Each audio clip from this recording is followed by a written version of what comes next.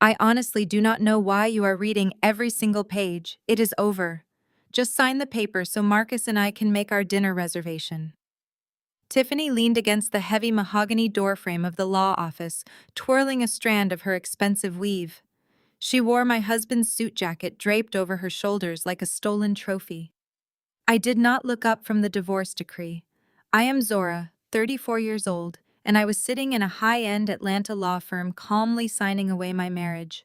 Before I tell you what happened next, let me know where you are watching from in the comments below. Please like and subscribe if you have ever let toxic people dig their own graves, because the grave my ex-husband just dug for himself was a $20,000 a month medical nightmare. Growing up, my mother always taught me to value appearances and secure a prominent match. When I married Marcus, a senior partner at a top-tier corporate law firm and a former Kappa Alpha Psi golden boy, my family thought I had won the lottery. Marcus loved the image of black excellence. He loved his tailored suits, his luxury cars, and the 5-bedroom mansion we shared in Buckhead. But behind closed doors, he was arrogant, selfish, and secretly battling a rare autoimmune disease that required incredibly expensive biological infusions every single month. When he filed for divorce so he could publicly flaunt his 23-year-old mistress, my entire family expected me to fight for the assets. Instead, I sat in this freezing conference room, holding a silver pen, completely silent. To understand exactly why I was sitting perfectly still in that freezing conference room, watching my husband flaunt his mistress, you have to understand how this meticulously calculated exit began exactly 6 months prior. It wasn't a dramatic, tear-filled confrontation. There was no shouting match, no shattered plates, and no desperate pleading. It was a mundane Tuesday evening. Marcus had left his synced iPad on the kitchen island while he took a long, luxurious shower in our master suite. I was casually sipping my evening tea, reviewing the quarterly logistics and expansion reports for Apex Biotech on my laptop, when a notification chimed on his tablet screen. It wasn't a work email from his law firm. It was a digital receipt from a high-end exclusive luxury jeweler in downtown Atlanta, a finalized charge for $12,000 for a diamond tennis bracelet. I knew immediately it wasn't a surprise gift for me. My birthday was months away, and Marcus had spent the last 3 weeks constantly complaining about his tight law firm bonuses to justify skipping our anniversary trip to the Bahamas. I didn't scream. I didn't throw the iPad against the expensive marble countertops. Instead, I calmly set down my teacup, walked over and unlocked the device using a passcode he foolishly thought I didn't know. What I found in his hidden messages folder was a digital trail of pure, unadulterated disrespect that took my breath away. There were months of graphic, romantic text messages with Tiffany, a 23-year-old aspiring social media influencer who affectionately called him her wealthy sugar daddy. There were signed lease agreements for her upscale midtown apartment, weekly dinner reservations at the most exclusive steakhouses in the city, and endless photos of them parading around town on my dime. He was actively draining his own personal checking accounts and taking out secret, high-interest loans against our Buckhead house just to fund this pathetic illusion of immense wealth for a girl nearly a decade younger than him. In that exact moment, standing in the quiet kitchen of the home, I had secretly paid for the lingering affection I held for my husband completely evaporated. It was instantly replaced by a cold, surgical, and terrifying clarity. I didn't confront him when he finally stepped out of the shower smelling of expensive cologne. I smiled, handed him a fresh towel, and warmly told him his dinner was ready in the dining room. The very next morning, I drove directly to the secure downtown executive offices of Apex Biotech and convened a private, highly classified meeting with my chief financial officer and my lead corporate litigator, Harrison. We spent the next 6 months quietly building an impenetrable legal fortress around my assets. We legally restructured the anonymous executive medical grants to ensure his treatments were tied explicitly to our current marital status, and we drafted a divorce decree so deceptively simple and appealing that his massive ego would prevent him from ever looking at the fine print. I spent half a year playing the naive, modest hospital administrator, cooking his meals and pressing his suits, all while silently watching him dig a financial grave so deep he would never see the sun again. Tiffany scoffed, walking over to the glossy conference table. She looked me up and down, her eyes lingering on my simple beige blouse and unbranded slacks. "It is kind of sad, honestly," Tiffany said, letting out a sharp laugh. "You are losing a top-tier lawyer, and you did not even bother to dress up for your last day as his wife. I guess that is why he needed an upgrade. A man like Marcus needs a woman who knows how to look the part, not someone who looks like she packs boxes in a dusty warehouse for a living." Marcus smirked, pulling Tiffany close by her waist. "Leave her alone, baby," Marcus said, though his tone was dripping with condescension. "Zora has always been practical. She works a modest administrative job at a hospital. We cannot expect her to understand high society standards." I kept my eyes on the thick stack of legal papers. Beside me sat my sister-in-law, Jessica. She was a white woman married to my younger brother, David, and she constantly weaponized her privilege to dictate family matters. Today she had invited herself to this meeting under the guise of acting as a real estate advisor for Marcus. Jessica let out a loud patronizing sigh and adjusted her tennis bracelet. "Zora, let us be completely realistic here," Jessica drawled, leaning across the table with a fake sympathetic pout. "Marcus is a high-earning professional. He has an image to maintain in the Atlanta community. You handle basic logistics scheduling for some local medical clinic. You simply do not have the financial capacity to maintain a 5-bedroom estate in Buckhead. The property taxes alone would eat up your entire modest salary. It makes perfect sense for him to keep the house. Just take the small cash buyout and move to a nice, quiet little apartment in the suburbs. Do not be an angry, bitter woman about it. Family is about doing what makes sense, and Marcus needs a comfortable space to manage his health condition." I looked at Jessica, then at Marcus, and finally at Tiffany. They were all staring at me with overwhelming smugness, entirely convinced they had backed me into a corner. They thought I was just a lowly hospital administrator who had dropped out of Howard University years ago. What they did not know, and what I had ruthlessly hidden from my status-obsessed family, was that my little logistics job was actually a massive empire. I was the founder and chief executive officer of Apex Biotech, one of the largest medical supply and biotechnology networks in the South. I did not just work at a hospital. My company subsidized the very treatments that kept Marcus alive. For years, I had quietly paid for his $20,000 a month infusions through an anonymous executive spousal grant. I let him play the role of the wealthy provider, while I silently built generational wealth in the shadows. Now he was throwing me away for a younger woman, and Jessica was trying to bully me into surrendering a house that was secretly drowning in debt. I gently placed my hand flat over the divorce decree. "You are absolutely right, Jessica," I said, my voice perfectly steady and devoid of emotion.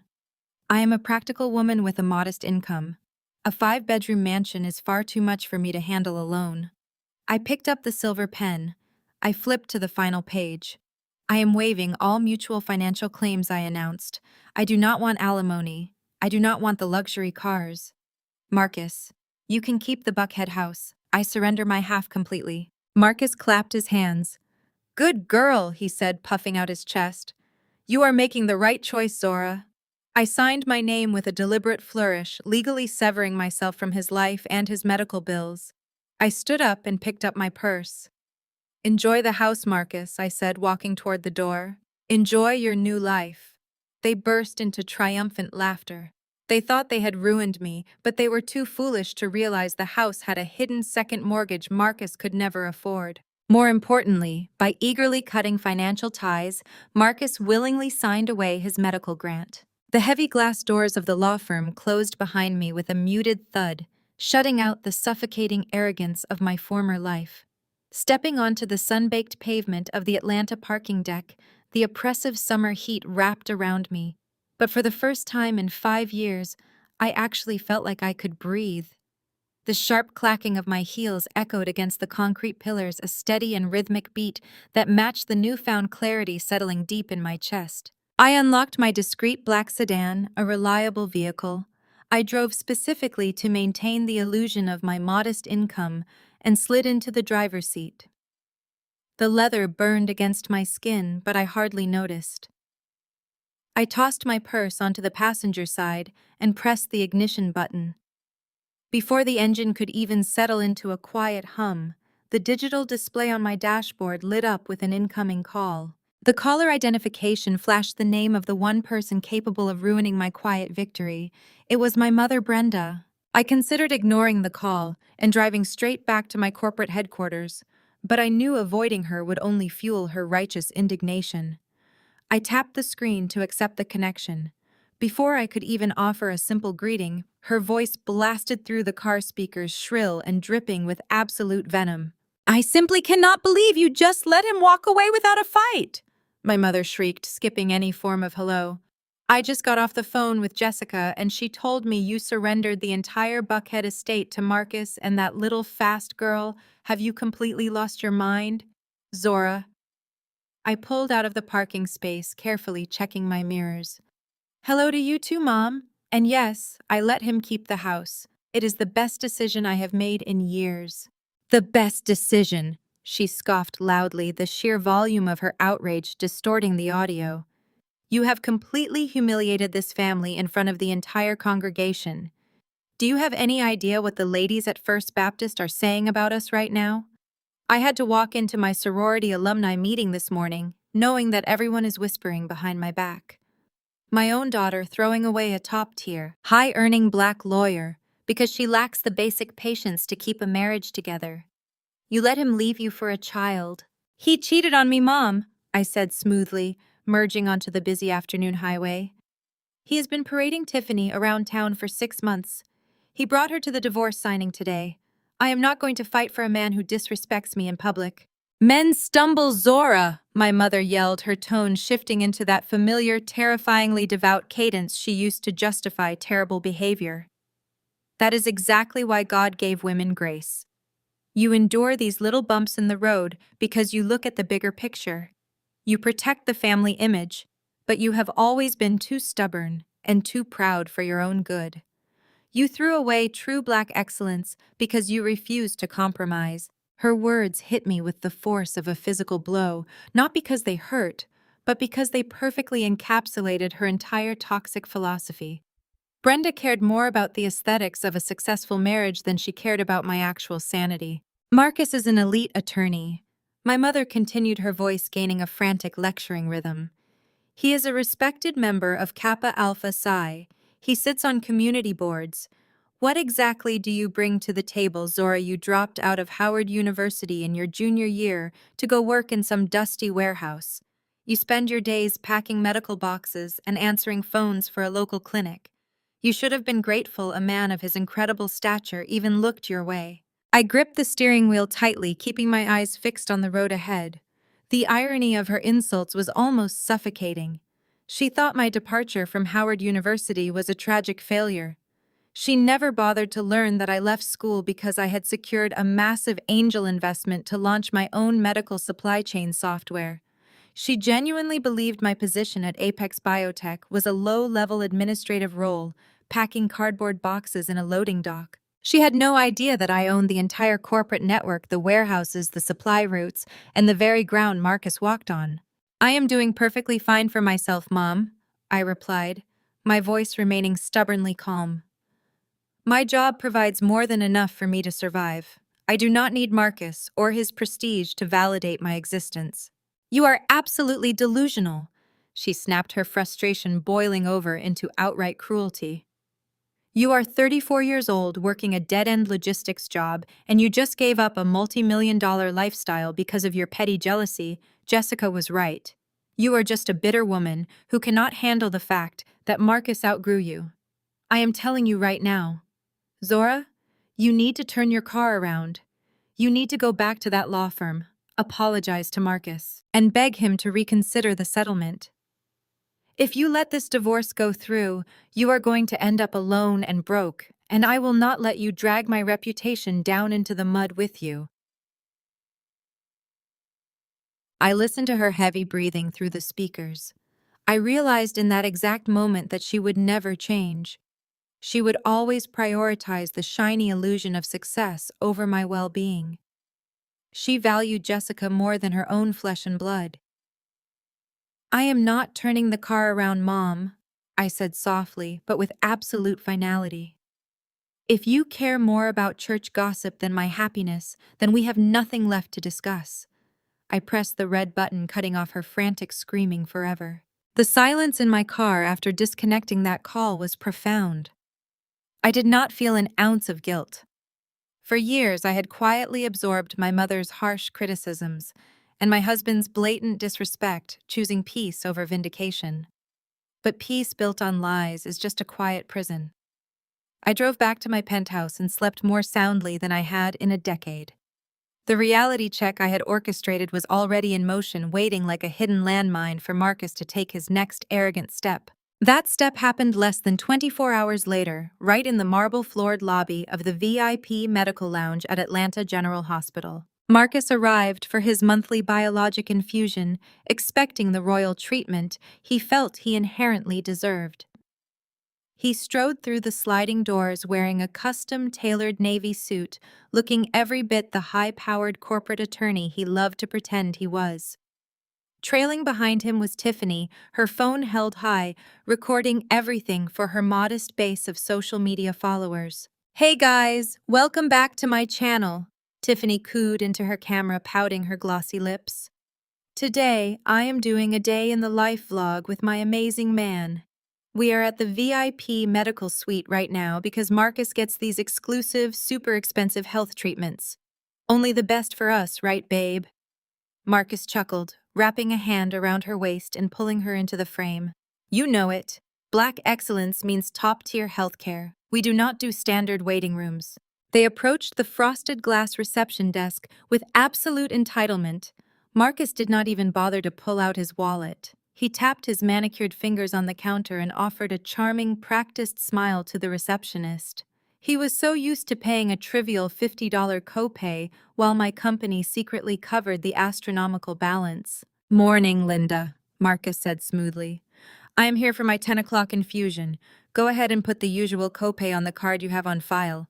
We might need an extra blanket in the suite today. Tiffany gets cold easily." The receptionist did not smile back. Instead, she typed something into her computer, frowning at the bright red alert flashing across her monitor. She picked up her desk phone and dialed a quick extension. Less than a minute later, head nurse Jenkins, a no-nonsense woman with decades of experience, walked out holding a thick clipboard. "Mr. Vance?" Nurse Jenkins said, her tone entirely professional, but devoid of its usual warmth. "There seems to be an issue with your account today. We cannot proceed with your scheduled biological infusion." Marcus let out a loud, theatrical sigh, glancing at Tiffany's camera with an exasperated expression. "Look, I am a senior partner at a major law firm. I have premium platinum tier insurance. Just run the card again or call the billing department. I do not have time for administrative incompetence today. My schedule is packed." Nurse Jenkins did not flinch at his tone. She turned the clipboard around and pushed it across the counter. "Your premium insurance only covers exactly 20% of this highly specialized biologic treatment, Mr. Vance. The remaining balance was previously covered by a private corporate grant. That grant was officially terminated yesterday afternoon. Your current outstanding balance for today's infusion is $16,000. We need that amount paid in full up front before we can admit you to the suite." Tiffany actually dropped her phone. It clattered against the marble floor, but she did not bother to pick it up. $16,000? She shrieked, staring at Marcus. "For one doctor visit." Marcus turned visibly pale, his arrogant posture instantly crumbling. He snatched the clipboard from the counter, his eyes scanning the itemized charges. "This is a mistake," he stammered, his voice rising in panic. "This has to be a clerical error. I have been coming here for 3 years, and I have never paid more than $50. Where is the executive grant who authorized this cancellation?" "The cancellation came directly from the primary benefactor," Nurse Jenkins replied calmly. "You are more than welcome to provide another form of payment, Mr. Vance. We accept all major credit cards, or we can discuss a long-term financing plan with our collections department. But until this $16,000 balance is cleared, we cannot administer the medication." Marcus slammed his fist down on the reception desk, causing several waiting patients to turn their heads. The charming, sophisticated lawyer facade completely evaporated, replaced by the frantic rage of a man suddenly stripped of his safety net. "Do you have any idea who I am?" Marcus bellowed, pointing a shaking finger at the nurse. "I am a senior partner. I will sue this entire hospital for denying me critical medical care. Get me the medical director right now. I demand to speak to Dr. Evans. This is a deliberate sabotage by some bitter low-level billing clerk, and I will have them fired before lunch." "That will not be necessary, Mr. Vance." The deep authoritative voice echoed from the hallway. Dr. Evans, the medical director of Atlanta General, walked toward the reception desk. He was a distinguished older man who commanded immediate respect, and he looked at Marcus with a mixture of professional pity and deep disappointment. "Dr. Evans," Marcus said, breathing heavily, trying to smooth the wrinkles from his suit jacket. "Thank God, your billing department has completely lost their minds. Some angry administrator canceled my grant. You need to fix this right now." Dr. Evans stopped right in front of Marcus, crossing his arms over his white coat. "Nobody in my billing department made an error, Marcus, and you are in no position to threaten my staff. Your private executive grant was quietly provided by the chief executive of Apex Biotech, the woman you divorced. From now on, your ex-wife won't be involved in your treatment." Marcus stared at the medical director with his mouth hanging slightly open. The sheer impossibility of the statement crashed against his massive ego. He blinked rapidly, shaking his head as if trying to physically dislodge the words from his ears. There was absolutely no way his quiet, unassuming ex-wife was the chief executive of anything, let alone the very biotechnology empire that supplied the hospital. He let out a harsh, barking laugh that echoed uncomfortably against the polished marble walls of the medical suite. He pointed a trembling finger at Dr. Evans, his face flushing with a mix of utter embarrassment and blinding rage. "You are lying." Marcus spat, his voice dropping into a dangerous gravelly register. "Zora is a hospital administrator. She organizes filing cabinets and answers phones. She does not own a corporate grant, and she certainly does not have the authority to revoke my medical care. This is a pathetic, illegal scare tactic, and I am going to report this entire facility to the medical board. Come on, Tiffany. We are leaving right now." Marcus grabbed Tiffany by the wrist, pulling her away so forcefully she nearly tripped over her designer heels. They stormed out of the hospital, leaving the nursing staff completely unbothered by their dramatic exit. Marcus was breathing heavily as he marched across the scorching asphalt of the parking lot, his mind frantically twisting reality to fit his preferred narrative. In his profound arrogance, he completely ignored the explicit truth Dr. Evans had just handed him. Instead, his ego convinced him that Zora had somehow hacked into the hospital billing system from her little cubicle to maliciously cancel his insurance out of pure bitter jealousy. He threw himself into the driver's seat of his leased sports car, gripping the steering wheel so tightly his knuckles turned white. He was going to drive straight to her workplace, expose her petty fraud to her managers, and have her fired before the end of the business day. Tiffany sat in the passenger seat, furiously tapping on her phone screen. She was visibly shaking, not out of concern for his health, but out of sheer panic over the massive medical bill they had just been handed. She flipped her camera back on, framing her tear-stained, highly contoured face for her live audience. "Guys, you will not believe the harassment we are dealing with today," Tiffany complained to her viewers, her voice pitching into a whiny, victimized register. "Marcus has this completely psychotic ex-wife who works as a low-level desk clerk, and she literally just hacked his medical records to steal his insurance money. We are driving to her office building right now to get her fired. Stay tuned because I'm exposing everything." Marcus slammed his foot on the gas pedal, weaving recklessly through the heavy Atlanta traffic. 20 minutes later, he pulled up to the address Zora had always listed as her workplace. He slammed on the brakes, staring up through the windshield in temporary confusion. He was expecting a drab, single-story logistics warehouse or a depressing suburban clinic. Instead, they were parked in front of a towering, state-of-the-art glass skyscraper in the wealthiest sector of Midtown. The massive building gleamed under the afternoon sun, an architectural masterpiece of modern corporate wealth. The words Apex Biotech were etched into a towering granite monument near the pristine entrance. Marcus sneered instantly, rationalizing the location. "Of course she works in the basement of a massive corporate hub," he muttered to himself. They probably keep her in the mailroom. He stormed through the revolving glass doors, looking like a man ready to wage war. The lobby was breathtakingly expansive, featuring soaring 50-foot ceilings, indoor waterfalls, and floors made of imported Italian marble.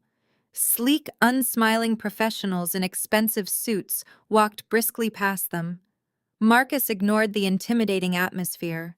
He marched directly toward the massive curved security desk, situated in the center of the grand lobby. Four broad-shouldered security personnel in dark suits stood behind the counter monitoring a wall of high-definition surveillance screens.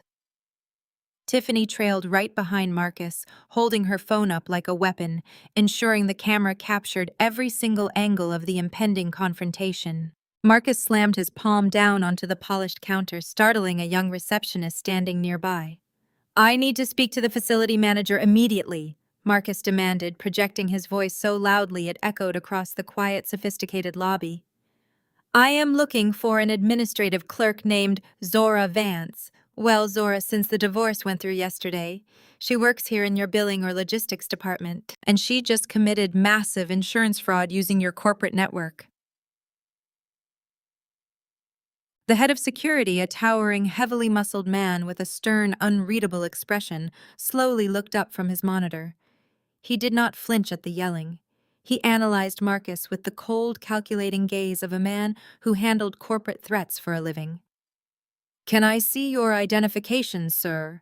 The security chief asked, his voice a low, dangerous rumble. "You cannot barge in here shouting demands. This is a private corporate headquarters." "I won't show anything," Marcus bellowed, his face turning a deep shade of crimson. "I am a senior partner at an elite Atlanta law firm. Your admin clerk hacked my medical files and canceled my insurance. Drag her down to this lobby now and bring her supervisor. If you refuse, I will personally file a massive lawsuit." Tiffany stepped around Marcus, shoving her phone camera directly toward the security chief's face. "You better do what he says," Tiffany shrieked, making sure she stayed in the frame. "I have thousands of followers watching this live right now. We are exposing this whole company. You employ a bitter, jealous criminal who steals from sick people." The security chief did not blink. He pressed his earpiece. "We have a hostile situation at the primary desk," he murmured coldly into his microphone. "A man demands the boss." Marcus slammed his hand against the marble counter again, emboldened by the security chief's radio call. He turned to Tiffany with a smug, self-satisfied grin, straightening his silk tie. "You see that, babe? That is how you handle corporate incompetence. You demand the people in charge. They are probably calling down the warehouse manager right now to reprimand her." Tiffany giggled, panning her camera across the expansive lobby to capture the sheer opulence of the building, completely unaware that she was documenting the exact location of her impending humiliation. The tension in the air was thick-heavy with the murmurs of passing executives who had paused to observe the disruption. Suddenly, a soft, melodic chime echoed through the vast space. It came from the far end of the lobby, where a set of frosted glass elevator doors stood apart from the main banks. Those specific doors were strictly reserved for the executive board. Marcus crossed his arms, expecting a gray-haired corporate director to emerge and offer a profuse apology. The heavy glass doors slid open with a quiet whoosh. The man Marcus expected did not step out. I did. I was no longer wearing the simple, unbranded slacks and beige blouse from the law office yesterday. I wore a sharply tailored emerald green designer suit that commanded immediate authority. Flanking me were two broad-shouldered personal bodyguards, my chief financial officer and my lead corporate attorney. My heels clicked against the Italian marble with measured, predatory precision. As I walked past the main reception area, every single employee behind the desk stood up perfectly straight. The security chief who had just called me stepped out from behind the counter, folded his hands respectfully behind his back, and nodded. "Madam CEO," he said clearly, his voice carrying across the silent lobby. "The hostile individuals are right here." Marcus blinked, his smug expression freezing on his face like a glitching screen. He looked at the security guards, then at the executive team trailing behind me, and finally at my face. His brain simply refused to process the visual information. He let out a nervous, breathless chuckle, dropping his arms to his sides. Zora, what kind of stunt is this? Did they send you down here to apologize on behalf of your boss? I told them to bring the manager, not the admin clerk who messed up my account. Tell your supervisor to come down here right now and fix my medical grant before I sue this entire building into the ground. Tiffany stood slightly behind him, her phone still recording, though her confident smirk was rapidly fading into genuine confusion. I stopped exactly 5 feet away from Marcus, staring at him with absolute icy detachment. Nobody sent me down here to apologize, Marcus, and you are looking at the boss. I gestured to the towering granite wall behind the reception desk, where the Apex Biotech logo gleamed under the spotlights. I do not pack medical boxes. I own the warehouses that store them. I own the logistics network that ships them. I founded this entire corporation 6 years ago with the angel investment I secured after leaving Howard University. I am the Chief Executive Officer of Apex Biotech, and I am the sole benefactor of the executive spousal grant you have been bleeding dry for 3 years. Marcus physically stumbled back, his tailored leather shoes scraping loudly against the marble. The color completely drained from his face, leaving him looking sickly and hollow. "No," he stammered, shaking his head frantically. "No, that is impossible. You work in administration. You make a modest salary. The clinic told me a corporate benefactor was covering the $16,000 monthly gap for my biological infusions." I smiled, a cold and ruthless expression that offered absolutely zero mercy. "I did not mess up your insurance, Marcus. I was your insurance. For 36 months, I secretly subsidized your extravagant lifestyle and your vital medical treatments while you paraded this child around Atlanta. You thought you were a top-tier lawyer carrying a basic wife. In reality, you were a sick, heavily indebted man surviving entirely on my hidden charity. And yesterday, when you eagerly signed that divorce decree to impress your mistress, you legally severed yourself from my financial protection." "And I selase my son," Tiffany gasped loudly, finally lowering her phone. $16,000, she shrieked, her voice cracking. "Marcus, you told me your law firm paid for your treatments. You said you were rich." Marcus panicked, desperate to maintain the illusion of his wealth in front of his young mistress and my entire executive staff. He reached into his designer jacket and pulled out his platinum credit card, slamming it onto the reception counter. "Run it!" he yelled at the receptionist, his voice cracking with hysteria. "Run the 16,000 right now. I do not need her charity. I make partner money." I nodded at the receptionist. She picked up the card, typed the medical billing code into the terminal, and swiped it. The machine beeped instantly. "Declined," the receptionist stated loudly. Marcus snatched the card back, his hands trembling violently. "Run it again. It is a daily limit issue." The receptionist complied. The machine emitted the same harsh, unforgiving beep. "Declined, sir. The account shows insufficient funds." The silence that followed was utterly deafening. Tiffany covered her mouth, staring at the man she thought was her golden ticket, realizing he was nothing but a broke, uninsured liability. I turned to my security chief, perfectly unbothered by the pathetic display. "Escort Mr. Vance and his guest off my property immediately," I ordered, my voice ringing with finality. "If they ever set foot in this lobby again, have them arrested for trespassing." I turned my back on them and walked toward my private elevator. The heavy glass doors opened to receive me. Behind me, I could hear Marcus shouting my name, begging for a moment to explain. I did not stop. I did not look back. It was finished. The mahogany dining table at my mother's house was always set like a stage for a theater production we never auditioned for. The sharp aroma of slow-roasted brisket and seasoned collard greens filled the air, a beautiful sensory distraction meant to hide the absolute rot underneath our family dynamic.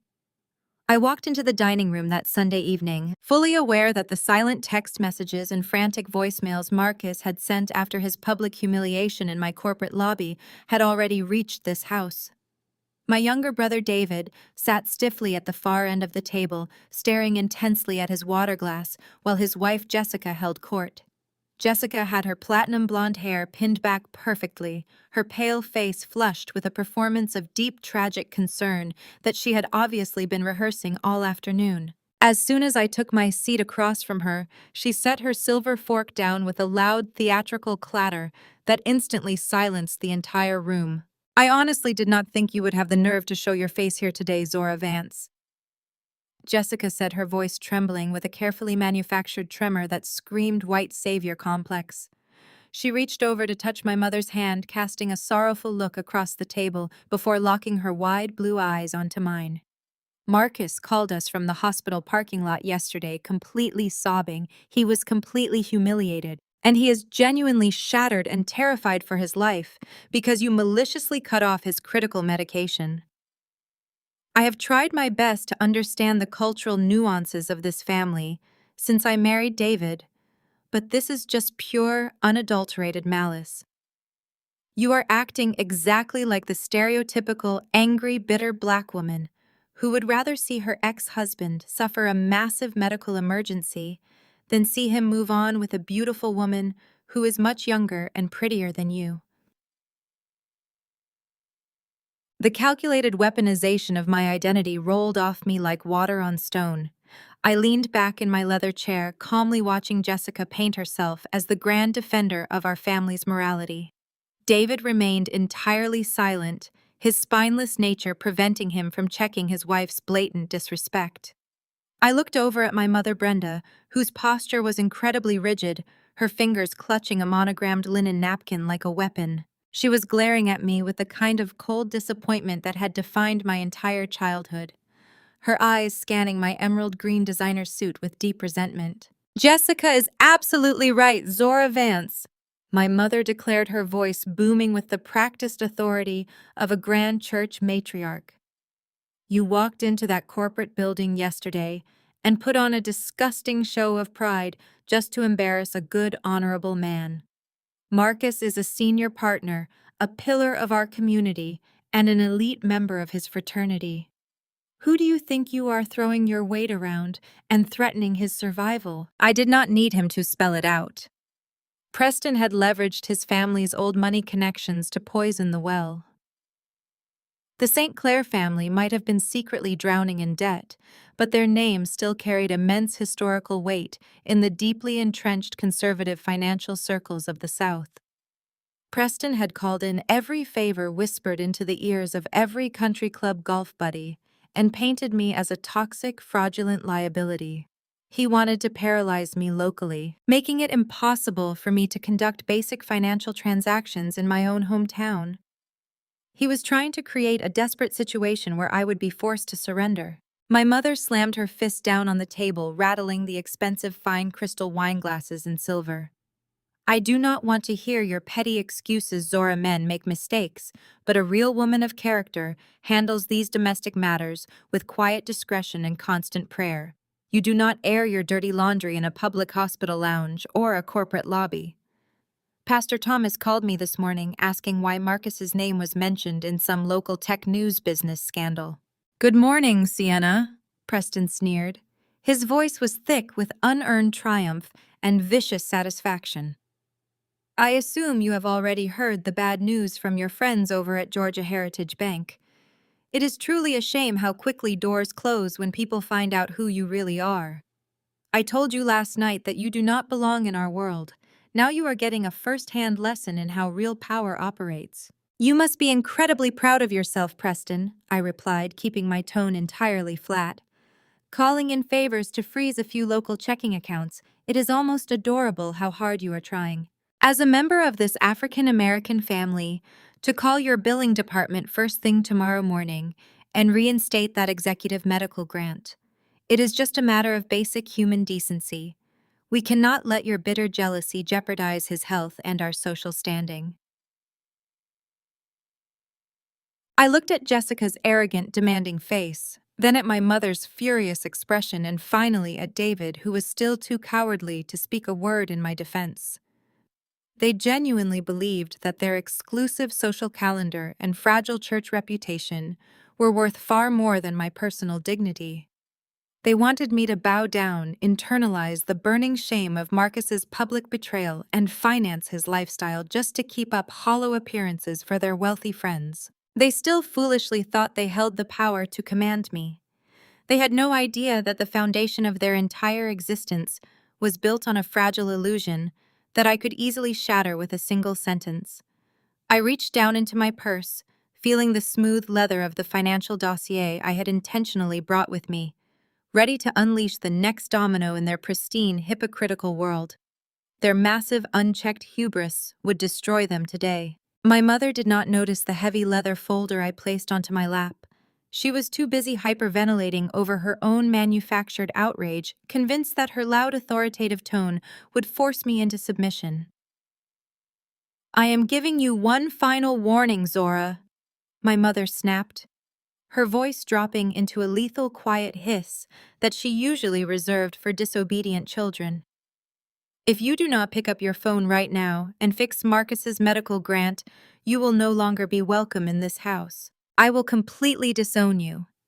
I will strike your name from the family trust, and I will make sure every single person in our social circle knows exactly why you were excommunicated. You will be entirely cut off from the legacy of this family."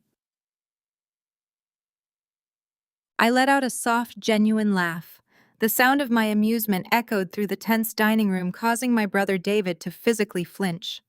"The family trust?" I asked, my voice dripping with cold amusement. "You are threatening to cut me out of a family trust that does not even exist anymore." My mother froze. Her eyes darted toward David, then back to me. "What on earth are you talking about, Zora? Our finances are perfectly secure. We have built generational wealth." "You built an illusion, Mom," I replied, pulling the thick stack of financial documents from the leather folder and tossing them directly onto the center of the dining table. The heavy thud made the crystal wine glasses rattle. "And you let the people sitting at this very table dismantle it brick by brick, while you were too busy worrying about what the church choir thought of my marriage." Jessica immediately stiffened her pale face, suddenly draining of its practiced, self-righteous color. She reached out, trying to subtly pull the documents toward her side of the table, but I slammed my hand down flat on top of the stack, stopping her instantly. "Do not touch those, Jessica Buzz," I warned, my tone sharp enough to cut glass. "Because we need to talk about your highly prominent corporate circles.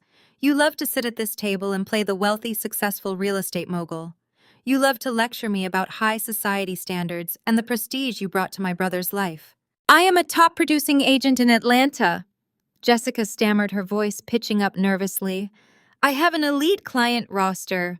You cannot just come into this house and insult my career because you are spiraling over your own pathetic divorce. You have not sold a single piece of real estate in exactly 24 months, I stated loudly, watching the absolute horror wash over her face. "Your real estate license expired a year and a half ago. I know this because my corporate acquisitions team ran a comprehensive background check on every single person connected to my immediate family. You do not have an elite client roster, Jessica. You do not have any clients at all. You spend your days shopping at luxury boutiques, posting fake open house tours on your Instagram, and dining at exclusive country clubs to maintain a completely fraudulent aesthetic." My mother gasped, clutching her chest as she turned to stare at her daughter-in-law. "Jessica, what is Zora talking about? David, tell your sister she is lying right now. Tell her your wife is a successful broker." David kept his head bowed, his hands trembling violently in his lap. He could not even summon the courage to look our mother in the eye. "David cannot defend her, Mom." I continued, sliding the first page of the dossier directly in front of my mother, "because David is the one who has been secretly financing her fake luxury lifestyle. When Jessica stopped working 2 years ago, she refused to downgrade her spending. She demanded European vacations, designer handbags, and a leased luxury SUV just to keep up with the other wealthy wives in Buckhead. David's salary as a mid-level financial analyst could not cover her massive credit card debts. David makes excellent money," my mother protested defensively, though her voice was shaking as she looked down at the highlighted bank statements. They just bought a beautiful new boat last month. David makes $80,000 a year, Mom, I said relentlessly. He is drowning in debt, and when the collection agencies started threatening to garnish his wages, he did not tell you the truth. Instead, Jessica convinced him to find another source of income. She convinced him to exploit the power of attorney you blindly gave him last year when you had your minor heart surgery. My mother stared at the documents, her breathing becoming shallow and erratic.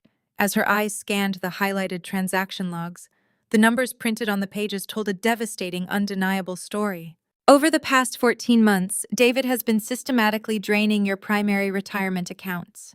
I explained, my voice echoing in the dead silence of the dining room.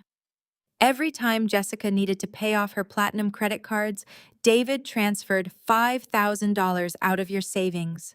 When they bought that new boat to impress their country club friends, David liquidated a massive portion of your mutual funds.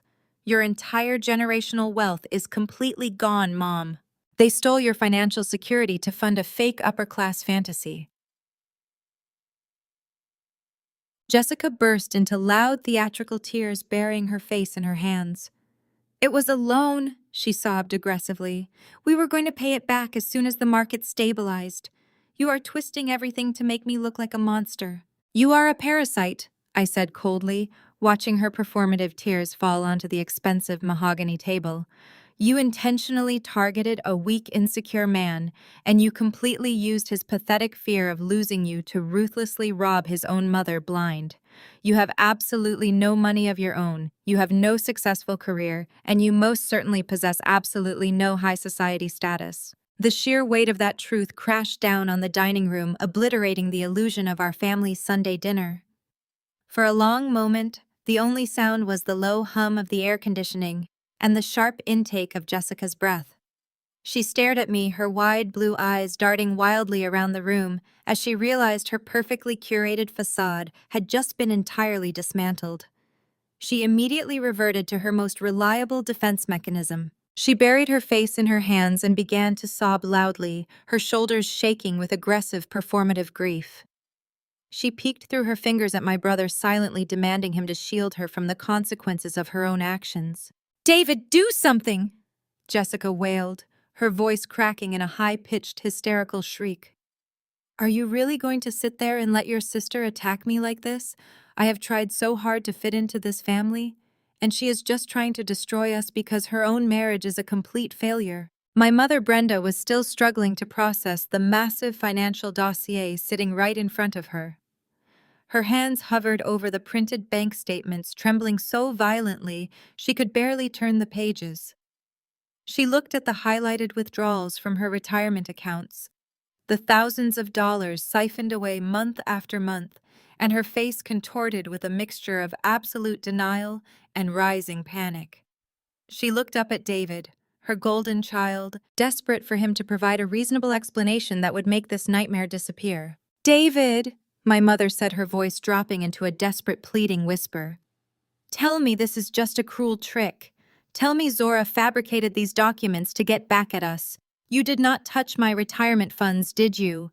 You promised me those accounts were completely secure when I gave you the power of attorney last year." David kept his eyes glued to his half-eaten plate of brisket. He looked physically ill. The sweat gathered at his temples, and his jaw clenched tightly as he desperately searched for an excuse that simply did not exist. I sat perfectly still, watching the internal battle play out across his face. He was a coward who preferred the comfort of a lie over the friction of the truth, but even he could not argue with certified bank records. "David!" my mother screamed, slamming her hand flat against the mahogany table. "Look at me right now and tell me the truth." David flinched, finally lifting his head. His eyes were red-rimmed, and his voice cracked as he spoke. "I am sorry, Mom," he whispered, the admission hanging in the air like a death sentence. "I am so sorry. Jessica maxed out all of our credit cards on that trip to Paris, and the mortgage was 3 months behind. The collection agencies were calling my office. I was terrified she was going to leave me if I could not maintain the lifestyle she wanted. I only meant to borrow a few thousand to float us through the holidays. I was going to pay it back when I got my annual bonus, but the debt kept piling up. A few thousand, my mother shrieked, snatching up the bank statements and waving them furiously in the air. You took over $200,000 from me. You stole my entire life savings to buy this woman, designer bags, and a luxury boat. I trusted you to protect my future, David. I put you in charge because you were supposed to be the responsible man of this house. It was not my fault, Jessica yelled, dropping the crying act and pointing a manicured finger at my mother. You constantly pressured us to host those expensive church events and sorority dinners at our house. You wanted us to look like the perfect wealthy family to impress your friends. We went into debt trying to keep up with your ridiculous, unrealistic standards. The absolute audacity of Jessica blaming the victim for the theft caused my mother to physically recoil. The pristine, respectful image she had worshipped for decades was collapsing into a cheap, miserable reality.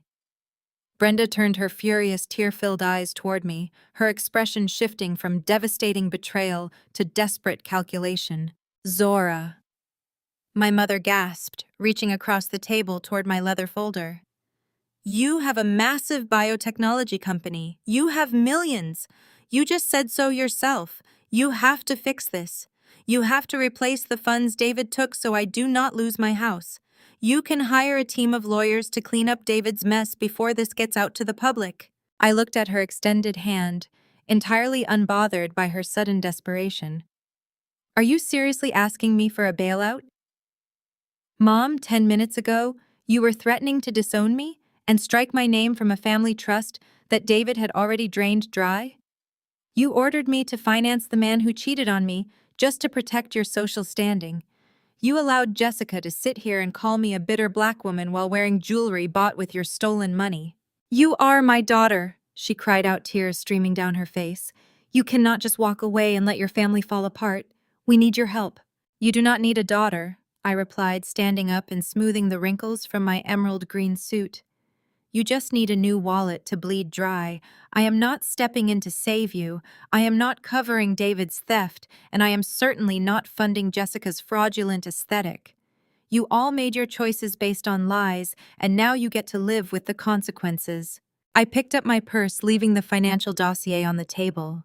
The dining room was filled with the sound of my mother's hysterical sobbing and Jessica screaming at David. I walked out the door, leaving them to tear each other apart. The heavy oak front door clicked shut behind me, instantly muffling the sounds of my mother sobbing and Jessica screaming. I walked down the brick pathway toward my car, breathing in the warm evening air. The oppressive weight that had rested on my shoulders for the past decade was gone. I slid into the driver's seat, started the engine, and merged onto the quiet suburban street, leaving the smoking ruins of my family behind. I was barely 5 miles away when the Bluetooth system in my car chimed with an incoming call. The caller identification displayed the main dispatch number for Atlanta General Hospital. I tapped the screen to answer, fully expecting a routine update from my corporate acquisitions team.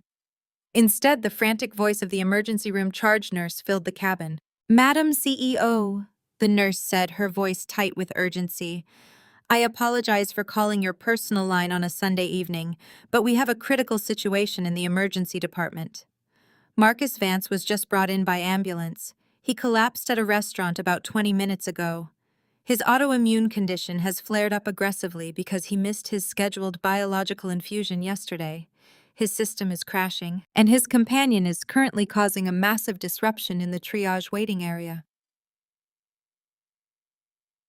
I kept my eyes on the road, my expression remaining completely neutral.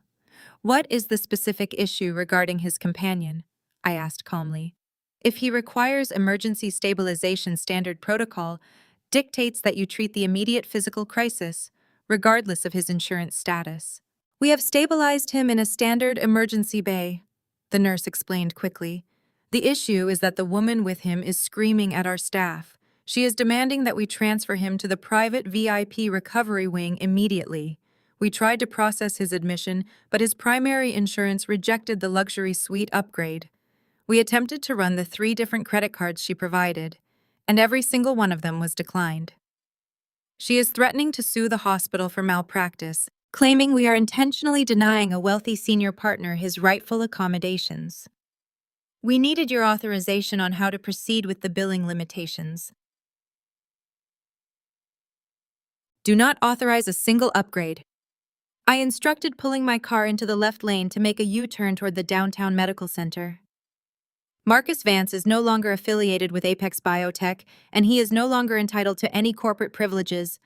Keep him in the standard ward. I am 5 minutes away. I will handle the disruption in the waiting area myself. I ended the call. I was not rushing to the hospital out of lingering affection or concern for my ex-husband. I was going because I needed to look Tiffany in the eye and permanently shatter the illusion she had so eagerly bought into. When I arrived at the emergency room, the chaos was palpable. The waiting area was packed with people, but Tiffany was making sure she was the center of attention. She was pacing back and forth in front of the triage desk, her designer handbag clutched tightly against her chest.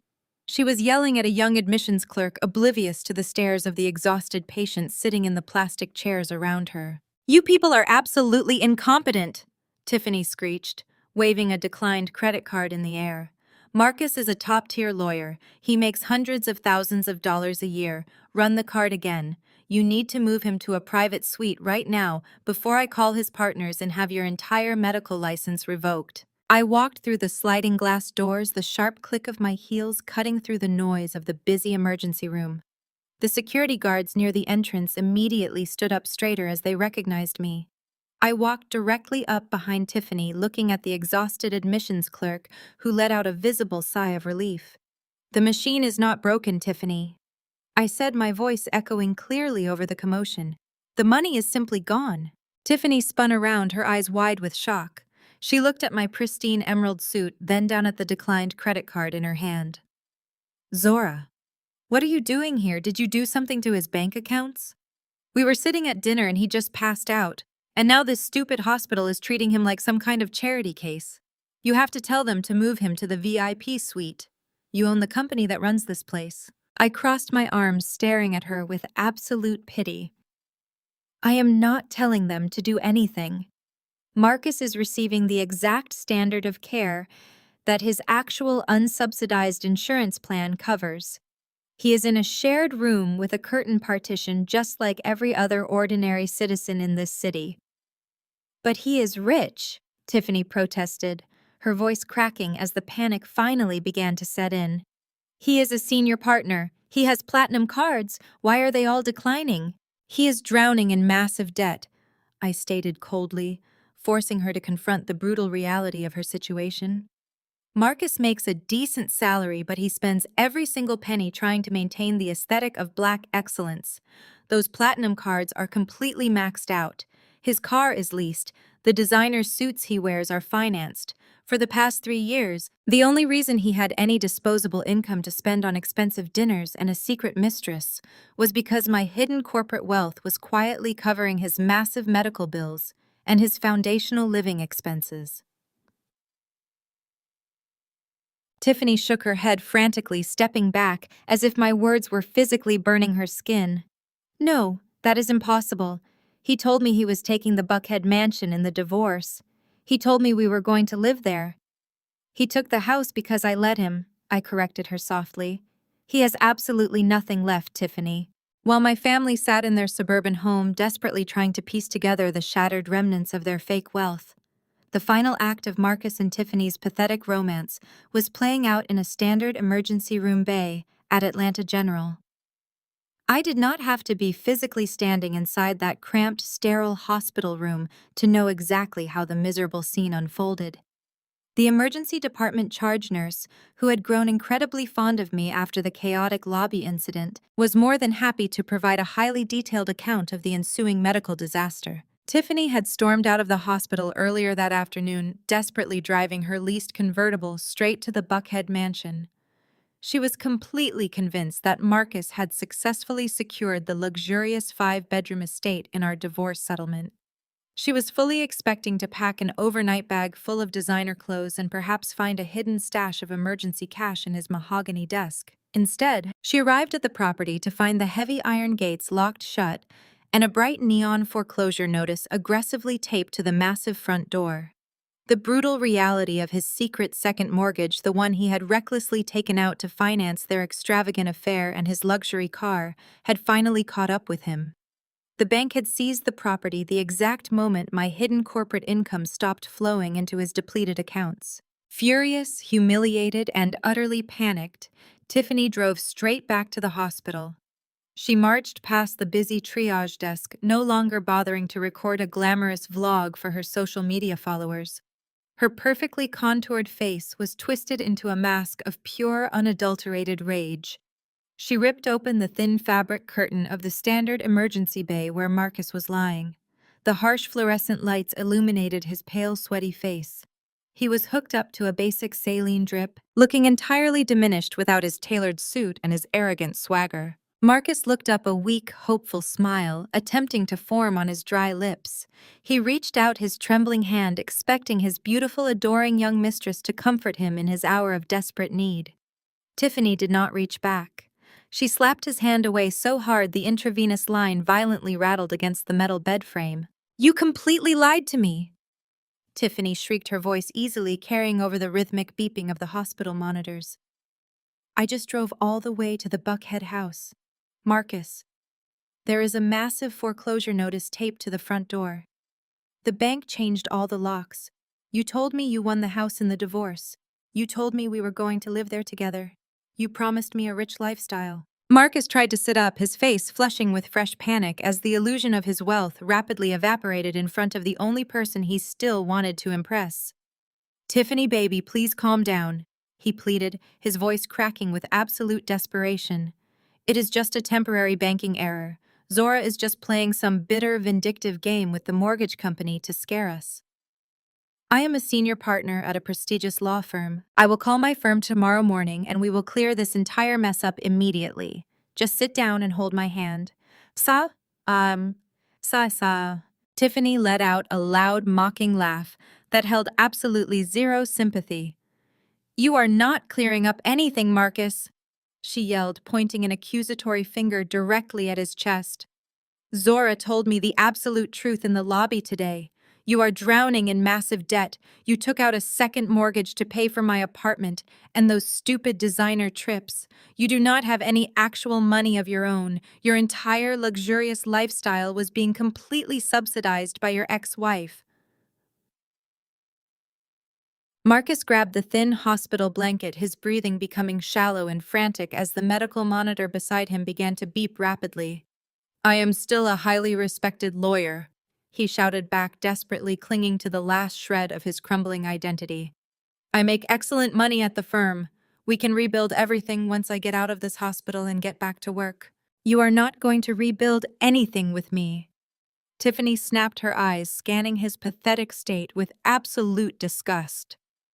"You are 35 years old, you are sick, you are completely broke, and you are trapped in a standard hospital bed because you cannot even afford your own medical bills.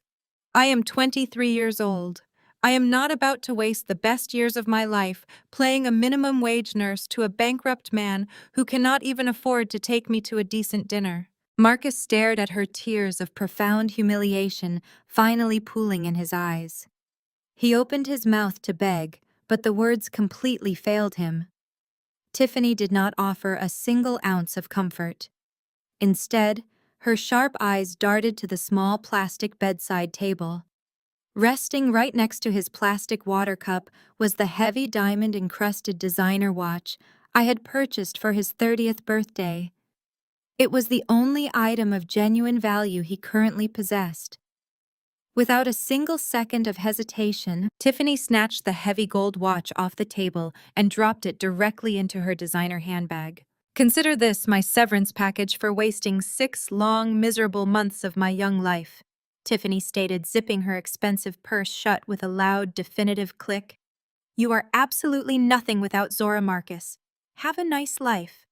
She turned on her heels and walked out of the emergency bay, letting the privacy curtain flutter close behind her forever. The thin fabric curtain fluttered softly as Tiffany disappeared into the chaotic emergency room, leaving Marcus entirely alone.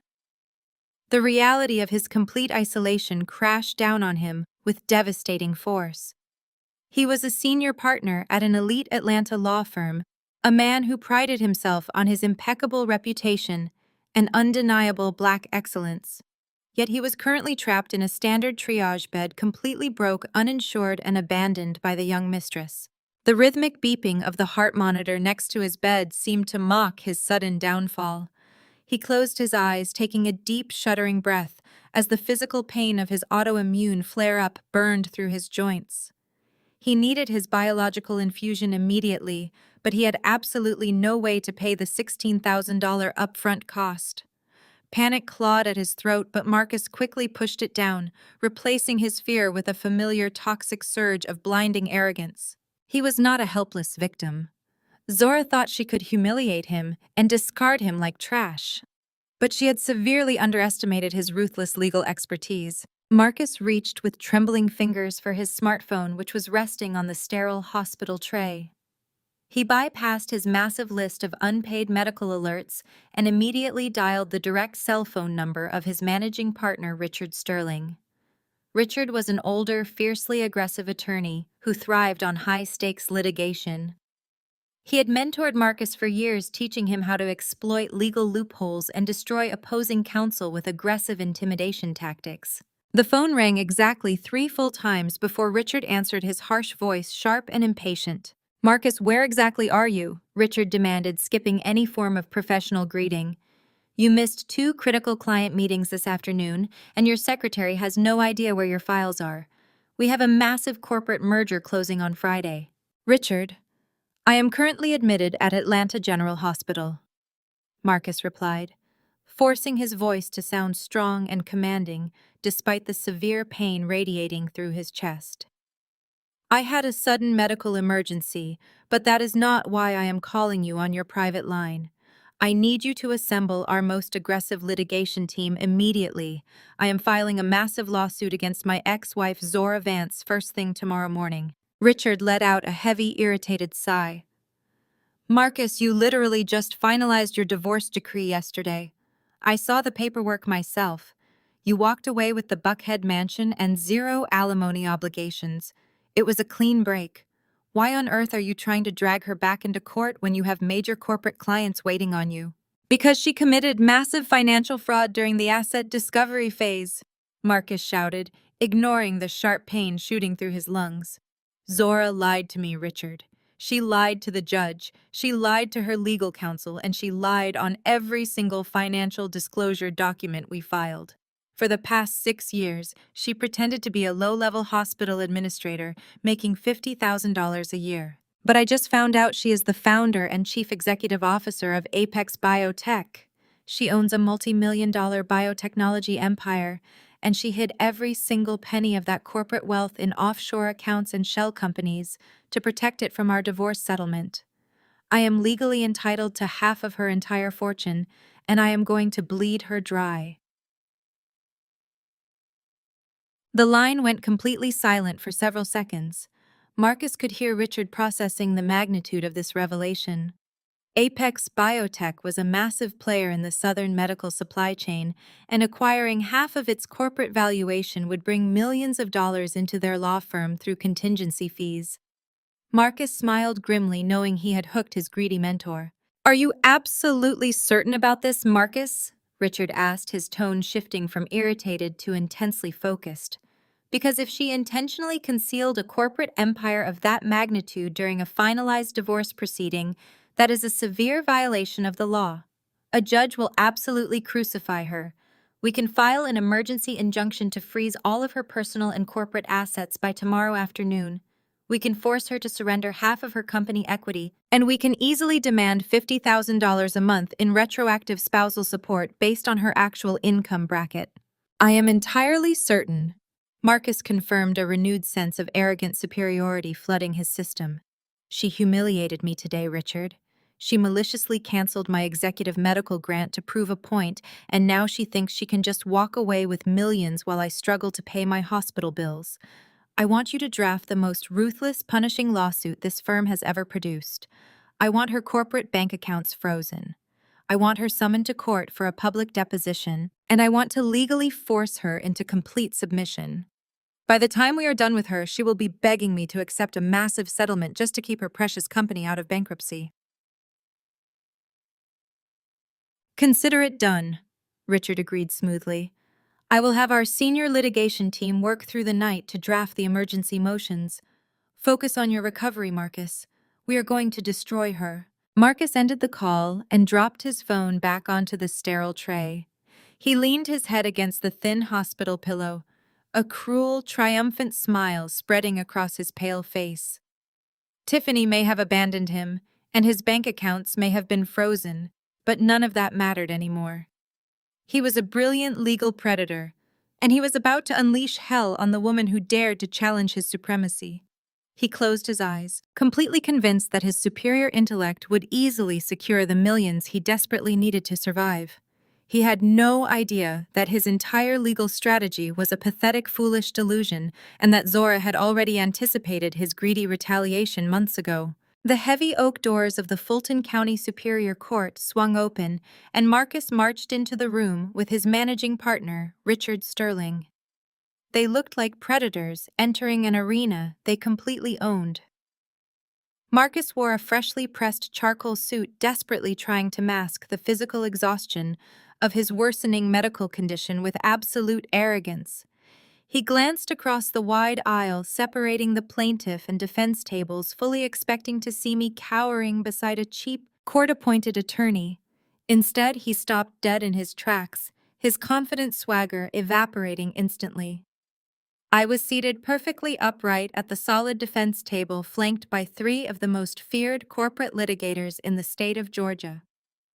I wore a tailored ivory suit, my posture radiating the unbothered power of a woman who held every winning card. Richard seemed unintimidated by my legal representation. He slammed his thick leather briefcase down onto the plaintiff table, eager to secure his massive contingency fee. The judge, a stern woman with decades of experience on the bench, called the emergency hearing to order. Richard launched into his theatrical performance. He painted Marcus as the tragic victim of a massive financial conspiracy. He aggressively claimed that I had intentionally defrauded the court during our initial divorce settlement by hiding my true net worth.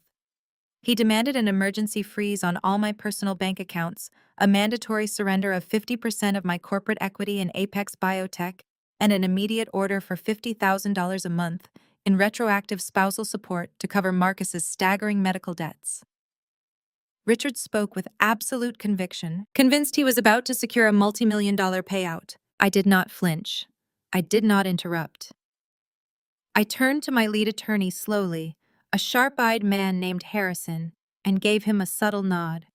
Harrison stood up slowly, buttoning his jacket. He did not yell at all. He did not perform for the courtroom gallery. He reached into his pristine briefcase and pulled out a notarized document. He approached the bench and handed the file directly to the judge, providing a duplicate copy to Richard. Marcus leaned over his table, his eyes narrowing as he tried to identify the paperwork. It was not a hidden financial ledger.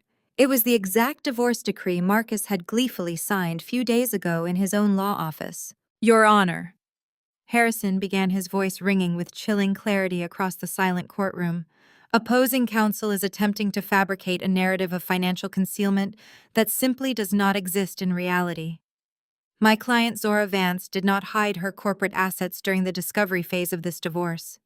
In fact, she provided a comprehensive, fully itemized addendum listing her complete ownership of Apex Biotech along with its current market valuation. However, the plaintiff was so eager to finalize the divorce and secure the primary real estate property that he intentionally declined to review the addendum. Furthermore, he explicitly signed a binding, irrevocable waiver. Richard snatched the document from the table, his eyes darting frantically across the pages. The color drained from his face as he reached the final section. Marcus violently grabbed the paper from his old mentor, his hands shaking constantly. If you direct your attention to page 14, section 4, paragraph B, Harrison continued relentlessly, you will see a highly specific, customized clause. It explicitly states that in exchange for retaining full unencumbered ownership of the Buckhead estate, the plaintiff Marcus Vance knowingly and permanently waives all current and future rights to any corporate entities, business assets, and intellectual property owned by the defendant. Furthermore, He permanently waives his right to ever seek alimony, spousal support, or medical subsidies regardless of any future changes in his health or financial status. Marcus stared at his own signature inked in black at the bottom of the page. The memory of that morning crashed down on him with devastating force. He remembered Tiffany laughing in my face. He remembered the overwhelming rush of arrogance he felt when he thought he had successfully discarded me. But mostly he remembered the patronizing voice of his sister-in-law Jessica, telling him to just take the house because it fit his prestigious profile. Jessica, a fake real estate agent with absolutely no legal background, had convinced a senior corporate attorney to blindly sign away a billion-dollar empire just to secure a heavily mortgaged house that was currently being repossessed by the bank. His own massive ego, fueled by the terrible advice of a woman playing a white savior, had legally sealed his complete financial doom. Richard dropped his pen, stepping away from Marcus, as if his protege had suddenly caught a contagious disease. He realized instantly that Marcus had not been defrauded. Marcus had just been incredibly monumentally stupid. There was absolutely no multi-million-dollar payout coming to the firm. The judge adjusted her glasses, reading the clause twice before looking down at Marcus with absolute disgust. "Mr. Vance, you are a licensed attorney in the state of Georgia," the judge stated, her voice sharp and punishing. "You cannot knowingly sign an ironclad, irrevocable waiver of assets and then run back into my courtroom claiming fraud simply because you failed to read the financial disclosures provided to you. You made a legally binding trade. You freely chose the house. You willingly surrendered the corporate assets. This court does not exist to rescue arrogant men from the natural consequences of their own negligent decisions." Marcus opened his mouth desperately, trying to formulate a legal counter-argument, but his voice completely failed him. His chest heaved heavily as the crushing reality of his permanent poverty settled over him. "This emergency petition is entirely frivolous," the judge declared, striking her gavel against the wooden block with a loud, definitive crack. "The plaintiff's requests for an asset freeze, corporate equity, and spousal support are completely denied. This case is officially dismissed with prejudice. Do not ever waste my docket time with this nonsense again. You are entirely dismissed from my courtroom." The harsh crack of the judge's gavel echoed in Marcus's ears long after he stumbled out of the Fulton County Superior Court. The sweltering Atlanta heat hit him like a physical blow as he pushed through the heavy glass doors, leaving Richard fuming in the lobby. Marcus stumbled down the steps, his vision blurring slightly at the edges as the blaring city traffic overwhelmed his senses. The immense stress of the legal defeat, combined with missing his crucial biological infusion, was triggering a massive autoimmune flare-up in his body. His joints screamed in agonizing pain with every slow, deliberate step he took toward his least aggressively bright sports car. He gripped the door handle, gasping for air as a sharp, stabbing pain erupted in his chest.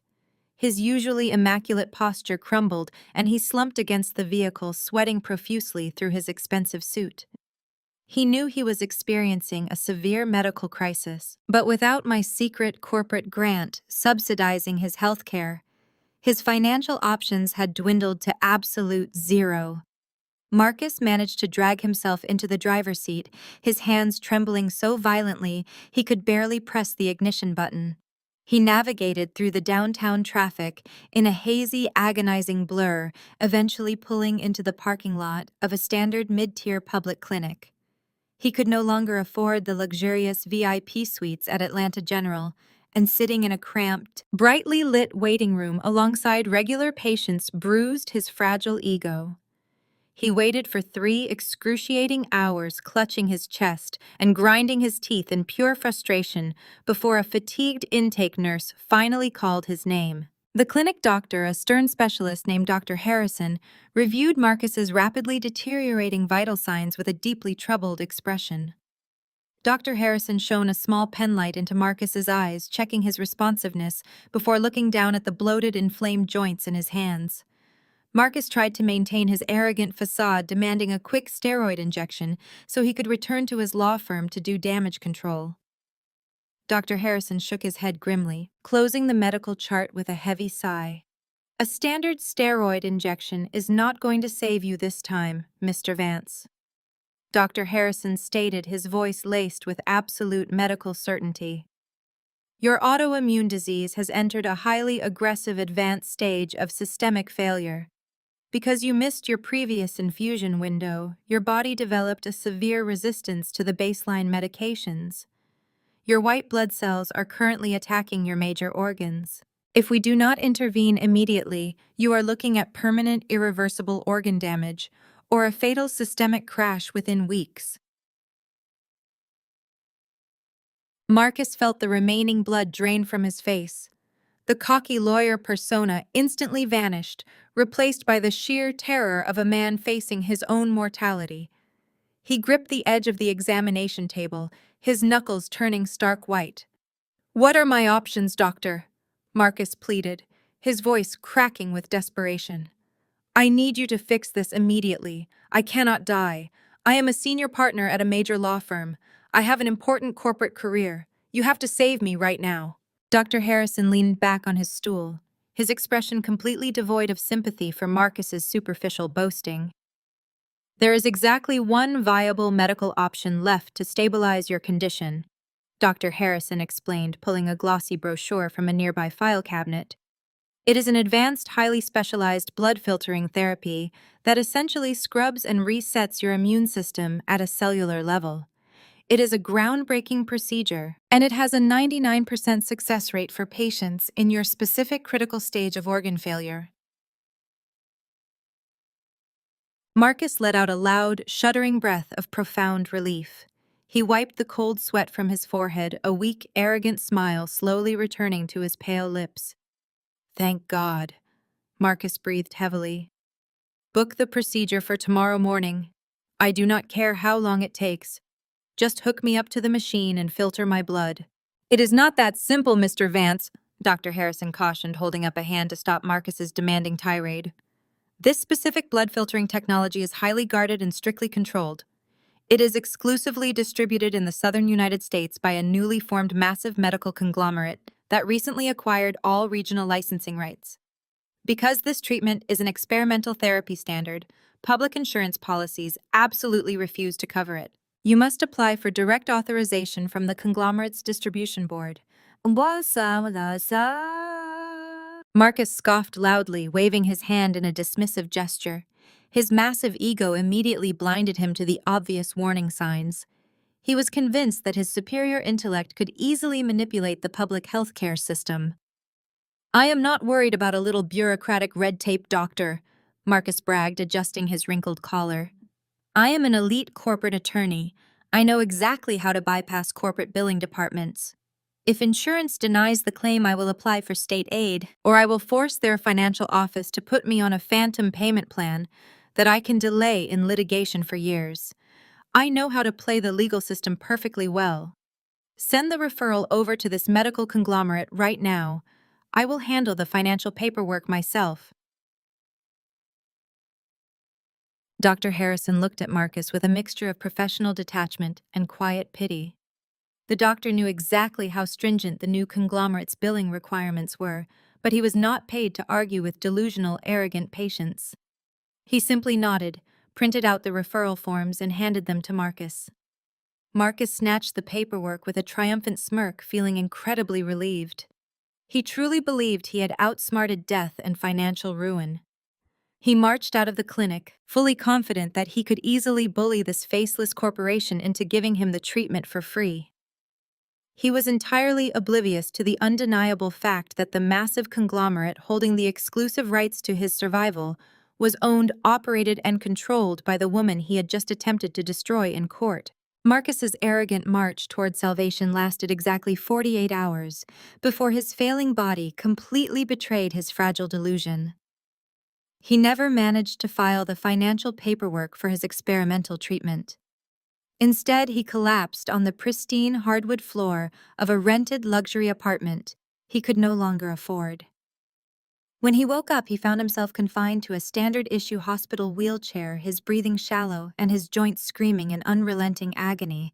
He was being pushed down a long, sterile corridor by my brother David, who looked entirely miserable and deeply humiliated to be there.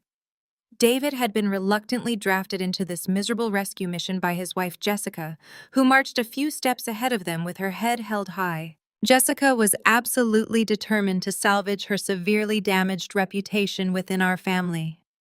After the devastating financial exposure at Sunday dinner, she desperately needed a public victory to prove she still possessed high society value. She viewed Marcus's critical medical emergency not as a tragedy, but as the perfect opportunity to perform her favorite role. She was ready to play the ultimate white savior, utilizing her supposed elite connections to secure Marcus the life-saving blood filtering therapy that the billing department had firmly denied. They arrived at the heavy mahogany doors of the hospital's executive boardroom. Marcus adjusted his wrinkled hospital gown weakly, attempting to sit up straighter in his wheelchair to project an air of fading dignity. Jessica did not even bother to knock. She pushed the heavy doors open and strutted into the massive sunlit conference room as if she owned the entire building. 5 executive board members sat around a sprawling, polished glass table, reviewing thick medical portfolios. They all looked up in sheer surprise at the sudden intrusion. Jessica immediately locked eyes with a distinguished silver-haired white man sitting near the head of the table. It was Richard Sterling, a prominent local real estate developer and a senior hospital board member whom Jessica vaguely knew from her fraudulent days pretending to sell mansions at the country club. "Richard, thank goodness you are here today," Jessica announced loudly, projecting her voice across the quiet boardroom with overwhelming, unearned familiarity. She walked straight past the bewildered administrative assistants and slammed her manicured hands down on the edge of the glass table. "We have an absolute medical crisis on our hands, and your billing department is behaving with complete incompetence. You remember my brother-in-law, Marcus Vance? He is an elite corporate attorney here in Atlanta, and he urgently requires the new advanced blood filtering therapy. Some low-level billing administrator is trying to deny his admission because of a temporary insurance lapse. I need you to bypass the standard financial review and grant him immediate emergency charity care. Nehemiah Maisaski." David stood near the doorway, gripping the handles of Marcus's wheelchair so tightly his knuckles turned white. He looked completely mortified, lowering his head to avoid making eye contact with the stunned executives. Marcus, however, looked up at the board members with desperate bloodshot eyes, silently praying that Jessica's aggressive display of white privilege would actually work. Richard Sterling slowly took off his reading glasses and placed them neatly onto his open leather folder. He did not offer Jessica a warm smile or a friendly greeting. Instead, he looked at her with a mixture of profound exhaustion and deep, uncomfortable pity. "Jessica, you cannot simply barge into a closed executive session," Richard said, his tone incredibly cold and formal, completely rejecting her attempt at establishing a familiar rapport. "Furthermore, I am fully aware of Mr. Vance's current medical status." The chief of immunology briefed the board on his rapidly declining organ function this morning. "We know exactly what specific biologic treatment he requires to survive this aggressive systemic crash." Jessica let out a loud, dramatic sigh of relief, completely missing the severe tension radiating across the boardroom. "Oh, perfect," she chirped, flipping her blonde hair over her shoulder. "Then you already know how critical this is. Just sign the compassionate use waiver and authorize the treatment. Marcus is an important man in this city. You know how these corporate insurance delays happen. We can arrange a phantom payment plan later, but he needs to be hooked up to that filtering machine today." Marcus let out a weak, rattling cough from his wheelchair. "I can personally guarantee compensation." Marcus wheezed, his voice lacking all of its usual courtroom authority. "I am a senior partner. I have substantial pending litigation that will clear my debts within months. You just need to push the approval through." The other board members exchanged deeply uncomfortable glances. A quiet, heavy silence blanketed the sprawling room, broken only by the ragged, labored sound of Marcus struggling to breathe. Richard Sterling folded his hands together on the glass table, leaning forward slightly as he delivered the crushing reality check. "You are severely misunderstanding the reality of this situation, Jessica," Richard stated flatly, his voice echoing with absolute finality. We are not denying the treatment because of a simple clerical error or a temporary insurance lapse. We are denying it because this executive board no longer possesses the legal or financial authority to grant charity care overrides for multi-million-dollar experimental therapies. We cannot just sign a waiver for your brother-in-law. Jessica's highly confident smirk instantly vanished, replaced by a look of aggressive confusion. "What exactly are you talking about?" she demanded, her voice pitching up defensively. "You are the senior director of this hospital network. You sit on the executive distribution board for the entire southern region. You absolutely have the unquestionable authority to waive a medical bill." "I had that authority yesterday," Richard corrected her, his eyes remaining entirely devoid of sympathy. "But the structural hierarchy of this entire medical conglomerate radically changed at precisely 9 o'clock this morning. This hospital network was formally acquired in a massive hostile corporate buyout early today. Now the sole authority is entirely hers." The heavy double doors of the executive boardroom did not just open. They were pushed wide apart by two towering security personnel dressed in immaculate black suits. The loud, resounding thud against the wood-paneled walls made everyone in the room physically jump. Jessica whipped her head around, her arrogant protest dying instantly in her throat. David shrunk further into his corner, instinctively recognizing the authoritative energy shifting the very atmosphere of the room. Marcus weakly turned his wheelchair, his shallow breathing catching sharply in his chest. I walked into the sunlit conference room, my heels striking the polished hardwood floor with the slow, deliberate cadence of an executioner. I wore a sharply tailored, stark white designer suit that contrasted beautifully against my deep brown skin. Flanking my left and right sides were my chief financial officer, my lead corporate litigator, Harrison, and the chief medical officer of Apex Biotech. The visual impact of my entrance was absolute and undeniable.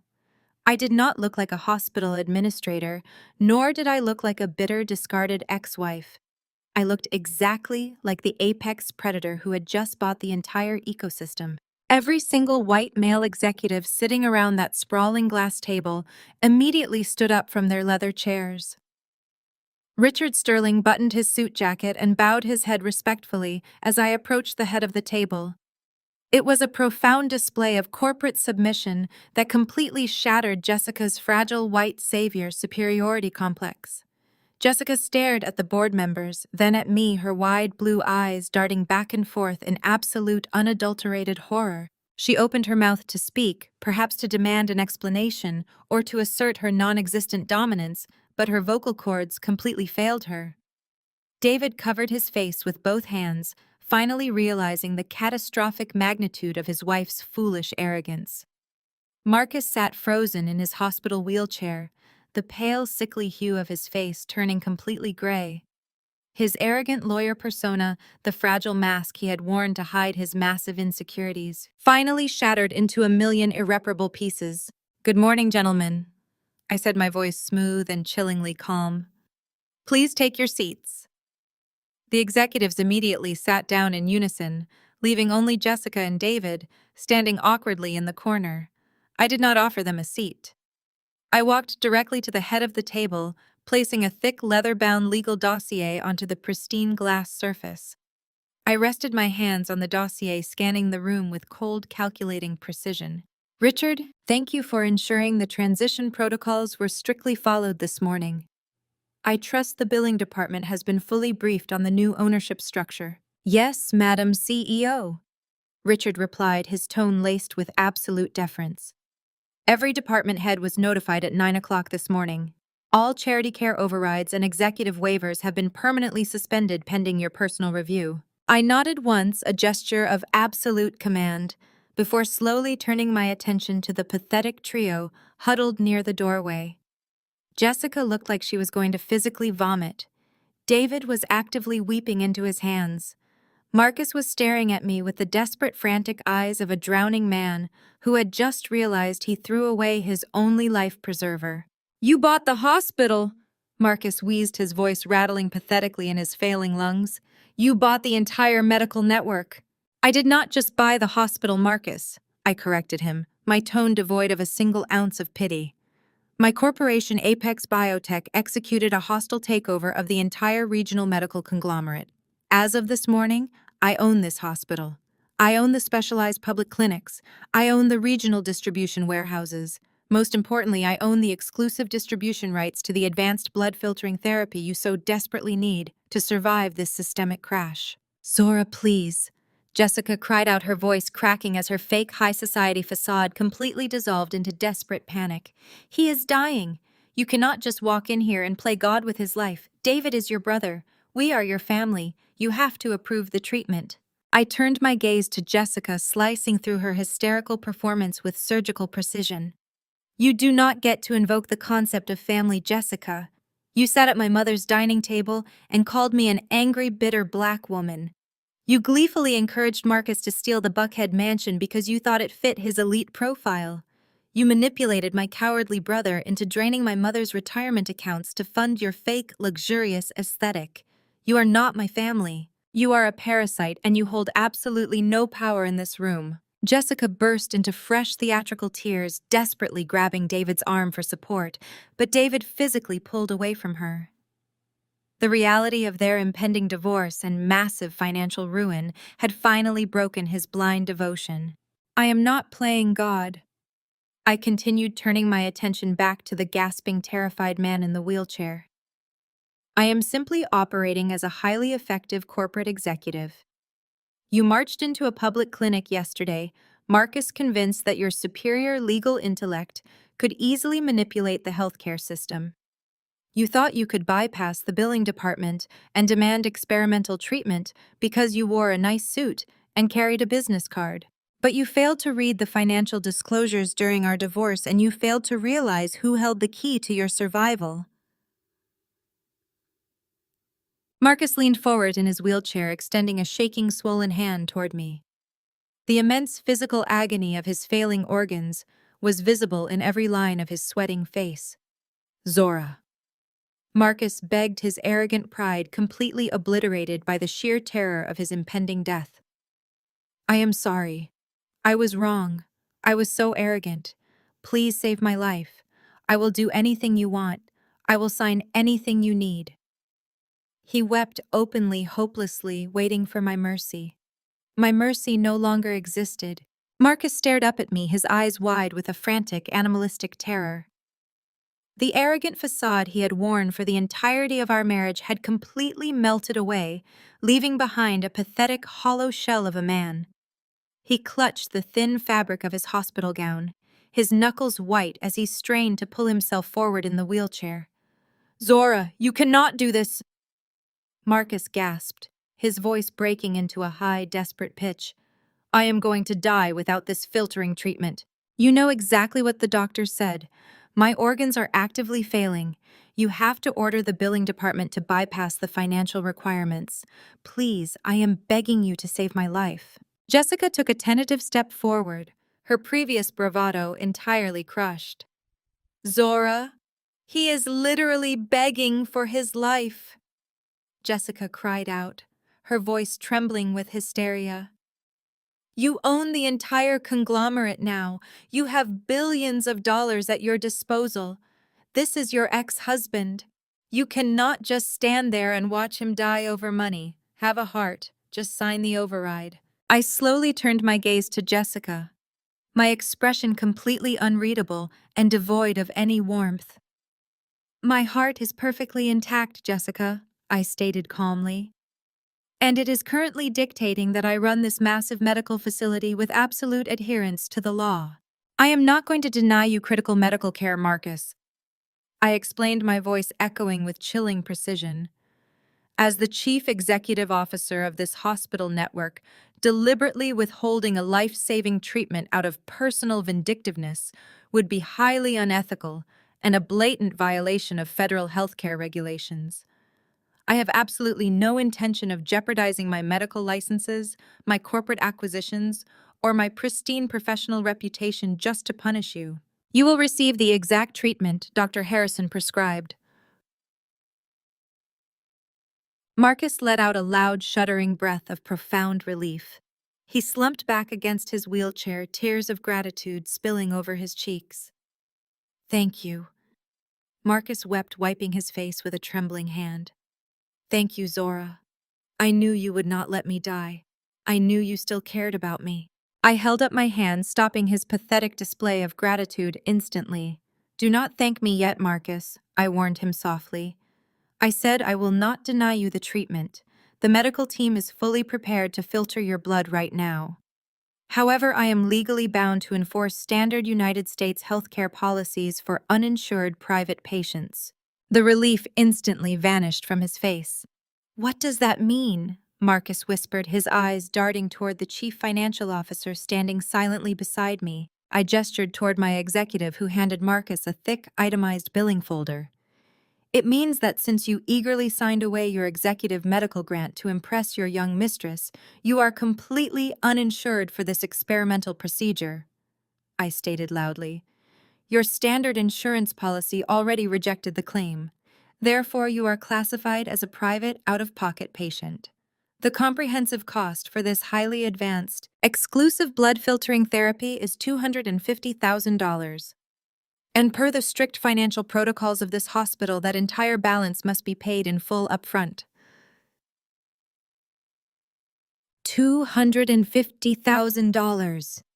Marcus screamed, the folder slipping from his weak hands and crashing onto the polished floor.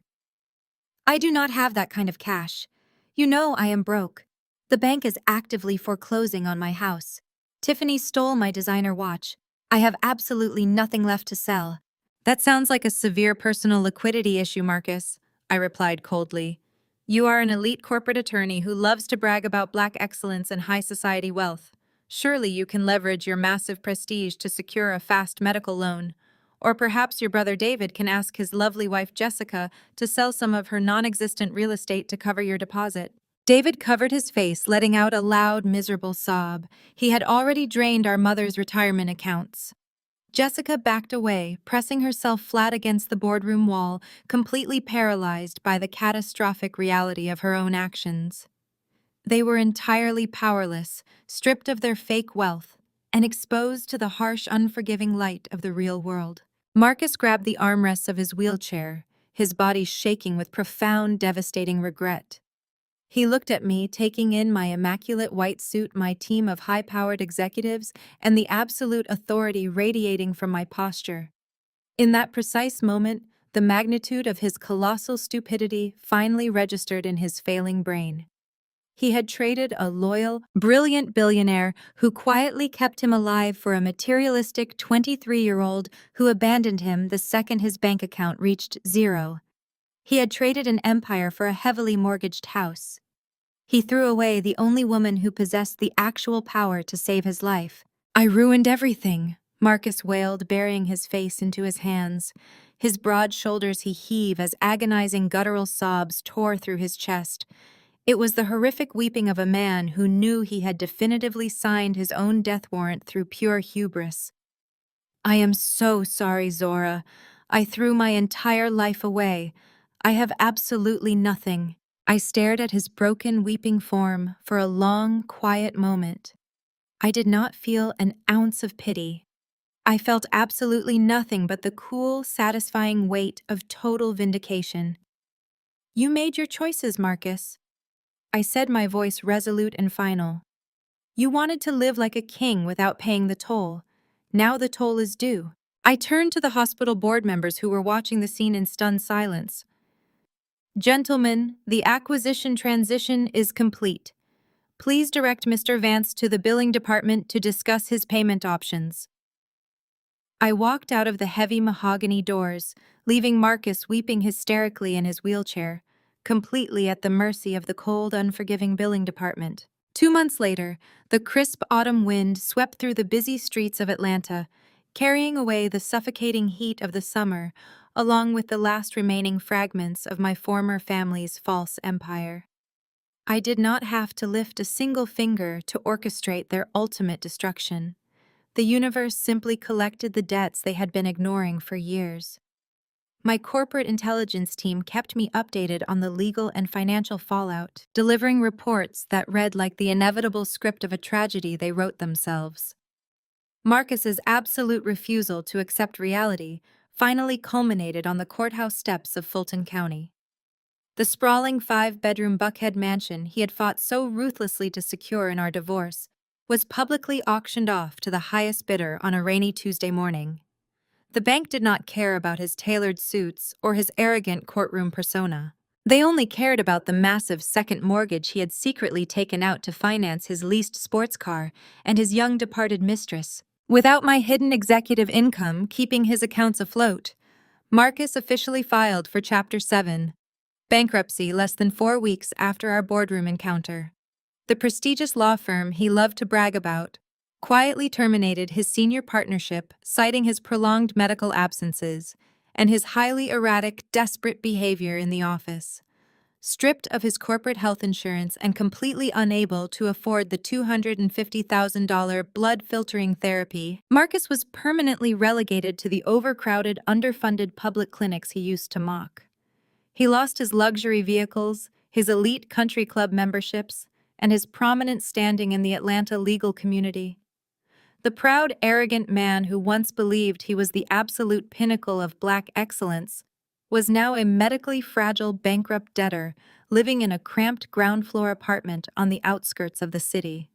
He spent his days fighting with state aid workers, his massive ego permanently crushed by the undeniable fact that he had eagerly signed away his only lifeline. The transition from a sprawling 5-bedroom Buckhead mansion to a cramped ground-floor apartment on the industrial outskirts of the city was a brutal daily psychological dismantling for my ex-husband. The man who once obsessed over tailored Italian suits, imported leather shoes, and private VIP medical suites now spent his days wearing faded oversized sweatpants, staring blankly at the ugly water stains on his low popcorn ceiling. Without my secret corporate wealth to subsidize his extravagant life, the staggering reality of his poor choices became his permanent roommate. His new apartment complex was a depressing concrete structure that constantly smelled of cheap bleach and stale cigarette smoke. The flickering fluorescent lights in the hallway buzzed with an irritating hum, and the thin walls offered absolutely zero privacy. He could hear his neighbors arguing violently late into the night, a harsh, inescapable reminder of the prestigious quiet luxury he had so eagerly thrown away for a fleeting affair. His leased sports car had been repossessed weeks ago, right out of his designated parking spot, forcing him to rely on the city's unreliable public transit system just to attend his mandatory bankruptcy hearings and his depressing public clinic appointments. One rainy, miserable Tuesday afternoon, Marcus was waiting at a crowded bus stop outside a discount grocery store. He was clutching a thin plastic bag filled with cheap, generic brand ramen noodles and heavily discounted canned soup, the only items his severely restricted food budget allowed. His autoimmune condition, now barely managed by the state-funded low-tier substitute medications, made his joints ache terribly in the damp, freezing weather. As he stood there shivering under the small, rusted metal awning, water seeping into his worn-out sneakers, a sleek black Mercedes sedan pulled up to the red traffic light directly in front of the bus stop. The tinted passenger window slowly rolled down, revealing a junior associate from his former corporate law firm, a young, highly ambitious lawyer whom Marcus used to ruthlessly mock and belittle for wearing off-the-rack suits and driving a used sedan. The junior associate looked out the window, his eyes instantly locking onto Marcus's frail, soaked figure standing on the dirty curb with his cheap groceries. For a long, agonizing moment, the two men just stared at each other through the rain. Marcus felt a hot flush of absolute, blinding humiliation burn through his chest, heating his freezing skin. He desperately wanted to turn away, to pull his hood up, and hide his face to pretend he was someone else entirely. But he couldn't move. His inflamed joints kept him frozen in place. He braced himself for the mockery. He waited for the junior associate to laugh, to sneer, or to take a picture of his monumental downfall. But the junior associate didn't laugh. He didn't smile. Instead, he just looked at Marcus with a profound, quiet pity that was infinitely more devastating than any verbal insult could ever be. The young lawyer gave a slow, sympathetic nod of his head, acknowledging the ghost of the senior partner who used to terrorize him. The light turned green. The window rolled up smoothly and the luxurious Mercedes accelerated away, splashing a thin layer of puddle water onto Marcus's shoes, leaving him standing entirely alone in the cold rain. In that exact moment, standing on the wet concrete of a discount grocery store parking lot, Marcus finally wept for the life he had so arrogantly destroyed. He realized that the black excellence he had worshipped wasn't about the luxury cars, the massive house, or the expensive suits. It was about character integrity and loyalty, the exact three foundational traits he had completely lacked. He had spent his entire adult life trying to project an image of immense value to the outside world, while systematically betraying and destroying the only woman who had ever truly valued him and kept him safe. As the city bus finally pulled up its brakes, squealing loudly in the rain, Marcus stepped aboard, fully accepting that he was completely undeniably alone in a hell of his own making. The absolute destruction of my family's false empire didn't just end in the ruins of my mother's dining room. The very next morning, Jessica attempted one final, desperate play to salvage her rapidly crumbling social standing. Completely in denial about the massive financial dossier I had just exposed to the family, she decided to proceed with her previously scheduled Women of Excellence charity brunch at the highly exclusive Buckhead Country Club. She truly delusionally believed that if she just projected enough extreme wealth and unbothered confidence, the terrifying reality of David's theft and their impending bankruptcy would simply vanish into thin air. Jessica arrived at the country club wearing a pristine white designer pantsuit, her platinum blonde hair styled to absolute perfection. She strutted onto the sunlit, overlooking veranda, where a dozen of Atlanta's most elite, wealthy wives were already seated around a massive, imported floral centerpiece. She loudly ordered vintage mimosas and expensive caviar appetizers for the entire table, laughing brightly and dominating the conversation with completely fabricated stories about a new multi-million-dollar real estate listing she claimed to be managing in the suburbs. For about an hour, she successfully maintained the glittering illusion. She soaked in their compliments and nodded sympathetically at their high society gossip. But reality is a relentless, unforgiving debt collector. As the extravagant brunch concluded and the waiters began clearing the fine china from the table, the country club's senior hospitality manager approached the veranda. He didn't carry the standard leather checkbook folder. Instead, he carried a printed financial ledger, and his expression was completely devoid of its usual warm, accommodating deference. "Mrs. Vance," the manager said, his voice polite but firm enough to carry across the quiet, breezy veranda, "I need you to accompany me to the administrative office immediately." Jessica scoffed, waving her manicured hand with practiced aristocratic annoyance. "I am busy entertaining my elite clients, Richard. Just put the entire brunch on my primary member tab. I will have my assistant take care of the logistics later this afternoon." "Your primary member tab was indefinitely suspended at 6 o'clock this morning, Mrs. Vance," the manager stated loudly, causing every single wealthy wife at the table to instantly freeze mid-sip. "The credit card associated with your account has been permanently declined by the issuer, and we received a formal notice of collections from a federal agency regarding your overdue membership dues for the past 4 months. We can no longer extend you any club services or hospitality." The silence on the veranda was immediately suffocating. The women Jessica had spent years desperately trying to impress stared at her with a mixture of sheer shock and profound disgust. The carefully constructed mask of high society prestige melted off Jessica's face, leaving behind a pale, terrified, and cornered reality. She fumbled aggressively through her designer handbag, frantically pulling out 2 different platinum credit cards. "Run these!" she hissed, her hands trembling so violently she dropped her expensive lipstick onto the patio floor. "Run them right now. This is a banking error, and this public disruption is incredibly embarrassing and completely unacceptable." The manager didn't even reach for the plastic cards.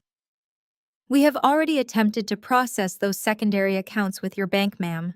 They are completely maxed out and locked due to suspicious overdrafts. I am going to have to ask you to vacate the premises right now. If you cannot settle this $2,000 brunch bill today, security will physically escort you to the parking lot, and your membership will be formally and publicly revoked." Jessica looked wildly around the table, her eyes wide with panic, silently begging one of her supposed best friends to step in and cover the embarrassing bill. She looked at Mrs. Montgomery, a woman whose charity gala she had co-chaired just last month. But the elite wives of Buckhead are notoriously ruthless when they smell financial ruin. Poverty is a disease they refuse to catch. One by one, they picked up their Hermes and Chanel bags, put on their oversized designer sunglasses, and silently stood up. They walked away from the table without saying a single word of comfort, completely abandoning her to the management.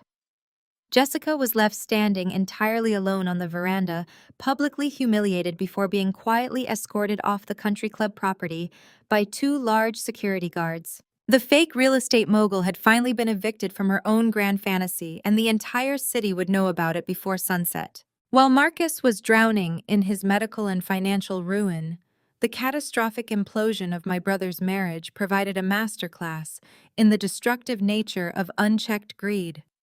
Jessica's desperate, frantic attempt to play the wealthy, connected white savior had backfired with spectacular public humiliation. When the undeniable proof of her massive credit card debt and David's systematic theft of our mother's retirement funds hit the local court records, the facade of their elite suburban lifestyle completely shattered. The prominent social circles Jessica had spent years infiltrating immediately cut her off. The wealthy wives at the country club stopped returning her calls, and her fake real estate aesthetic became the running joke of the neighborhood. Faced with total social exile and a mountain of insurmountable debt, Jessica immediately turned on the man she had so ruthlessly manipulated. She filed for a highly contested, viciously public divorce, aggressively attempting to paint David as a financially abusive husband who had hidden his lack of wealth from her. She demanded spousal support and half of his non-existent assets. David finally pushed beyond his breaking point, hired a cheap, desperate attorney who subpoenaed all of Jessica's boutique shopping receipts and luxury travel itineraries. The resulting court battle was a sensational, humiliating spectacle that laid bare every single ugly truth about their toxic, parasitic relationship. The judge ordered them to liquidate all their remaining assets, including the luxury boat they had stolen my mother's money to buy, just to satisfy the aggressive collection agencies. Jessica was forced to move back into her parents' basement in a rural working-class town, completely stripped of the high society identity she had tried to steal from our family. David was left entirely alone, renting a miserable room in a shared house, his credit destroyed, and his spirit permanently broken by the woman he had sacrificed his own mother to please. The most profound and poetic justice, however, belonged entirely to my mother Brenda. For her entire adult life, she had worshipped at the altar of public perception.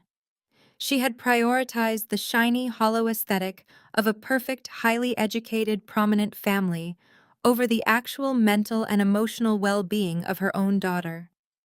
When the explosive details of David's massive financial theft and Marcus's humiliating bankruptcy spread through the tight-knit, gossipy network of Atlanta's elite black society, my mother's carefully curated kingdom completely collapsed. The whispers started in the pews of First Baptist and quickly spread to the exclusive closed-door meetings of the Delta Sigma Theta alumni chapters. Brenda could no longer walk into a Sunday service holding her head high, dressed in her signature pearls and custom church hats. The sheer embarrassment of raising a son who stole her life savings to fund a fake lifestyle and viciously defending a son-in-law who abandoned her successful daughter for a younger woman was too much for her fragile ego to bear. Facing immense social pressure and barely disguised pity from her peers, Brenda was forced to quietly step down from her prestigious positions on the church planning committees and the sorority charity boards. With her generational wealth completely wiped out by her golden boy, she could no longer afford the property taxes on her massive brick colonial home. She quietly sold the house she had loved more than her children and moved into a small, unassuming two-bedroom apartment on the opposite side of the city. Her phone stopped ringing. The elite dinner invitations ceased entirely. The prominent social circle she had sacrificed my mental health to appease completely discarded her the exact second she no longer fit their flawless aesthetic. They were all trapped in the miserable, inescapable prisons they had meticulously built for themselves. Now they would finally experience the devastating emptiness of living a life totally consumed by vanity, stripped of the genuine love and the quiet financial protection they had arrogantly taken completely for granted. It was the perfect ultimate destruction of their own doing, truly unforgettable. I stood on the expansive glass balcony of my newly constructed corporate headquarters, letting the crisp autumn wind wash over me as I looked out at the glittering Atlanta skyline. The view from 50 stories up was breathtaking, a sprawling testament to ambition, resilience, and the undeniable power of quiet perseverance. It was truly unforgettable how drastically my reality had shifted in just a few short months. I wrapped my emerald green trench coat tighter around my shoulders, feeling an overwhelming sense of profound peace. I had completely removed myself from the suffocating toxic narrative my family had desperately tried to force me into. I did not just escape their oppressive expectations, I had systematically dismantled them by simply walking away and allowing the absolute truth to take its natural course. For my entire life, I was designated as the family's scapegoat. I was the convenient target for my mother's harsh criticisms, my brother's cowardly deflections, and my former husband's towering fragile ego. They demanded that I shrink myself to make their manufactured high society illusions look bigger. They looked at my independence and labeled it as a failure because it did not fit into their superficial definition of Black excellence. They genuinely believed that because I did not brag, because I did not flaunt designer labels or demand front row seats at their exclusive country club dinners, I was somehow weak and completely defenseless. But being the constant scapegoat did not break me. It forced me to build an impenetrable armor. It taught me how to operate in absolute silence, how to observe their weaknesses, and how to build a massive, unshakable empire entirely in the shadows. I learned early on that true power does not need to announce itself at a Sunday dinner table. True power simply executes. People often ask me if I feel guilty about how completely my family's lives unraveled. They wonder if I harbor any deep-seated regret about walking into that hospital boardroom and sealing Marcus's financial doom, or exposing Jessica's massive theft and watching my mother's pristine reputation shatter into a million irreparable pieces. The honest truth is that I do not feel a single ounce of guilt. I never actually sought revenge against any of them.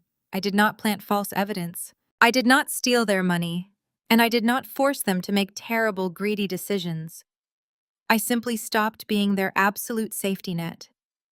I stopped being the invisible shock absorber for their reckless, arrogant behavior. I removed the quiet financial protection they had arrogantly taken for granted, and I let them face the brutal, unfiltered consequences of their own deliberate actions. They dug their own graves with their boundless greed, and I simply refused to throw them a rope when the dirt finally caved in. Healing from that level of profound systemic family betrayal is an incredibly complex journey.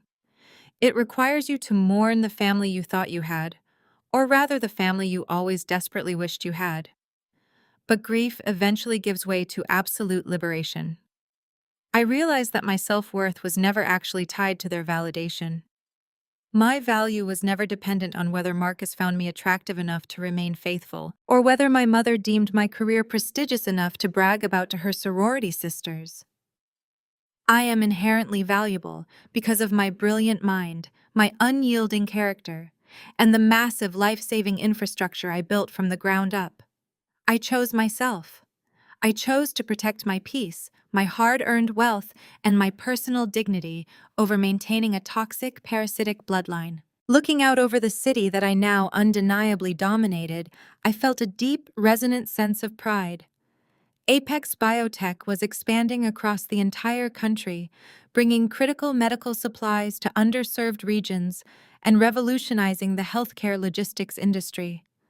I was no longer the quiet, unassuming administrative clerk they all mocked in that freezing law office. I was a widely respected titan of industry, a woman who had successfully turned the agonizing pain of rejection into the ultimate fuel for unimaginable success. I surrounded myself with genuine colleagues, fiercely loyal friends, and an executive team that valued my leadership. I had successfully created my own authentic family, entirely built on mutual respect and unwavering integrity. Sometimes the most powerful move you can ever make in your life is to simply stop fighting for a seat at a table where you are consistently disrespected. You do not need to scream, you do not need to throw a massive tantrum, and you certainly do not need to beg for basic human decency. You just need to quietly stand up, gather your immense worth, and completely walk away. Let them sit in the dark and feast on the miserable, bitter consequences of their own toxic choices. You take your brilliance and you go build your own table. You construct your own empire and you make absolutely sure that you alone hold the keys to the kingdom. You will eventually realize that the people who tried the hardest to tear you down were always the ones who secretly knew you possessed the power to outshine them all along. Thank you for joining me on this incredible journey of resilience, boundaries, and ultimate vindication. Have you ever had to step back and let a toxic partner or a manipulative family member dig their own grave? How did you find the strength to finally walk away and choose yourself? Please share your stories and your experiences in the comments below. I read every single one, and I love seeing how we empower each other to break free from toxic environments. If this story resonated with you, please hit the like button, subscribe to the channel, and share this video with someone who might need a reminder of their own truly incredible worth today. I will see you all in the next video. Stay strong, stay focused, and always remember to protect your empire.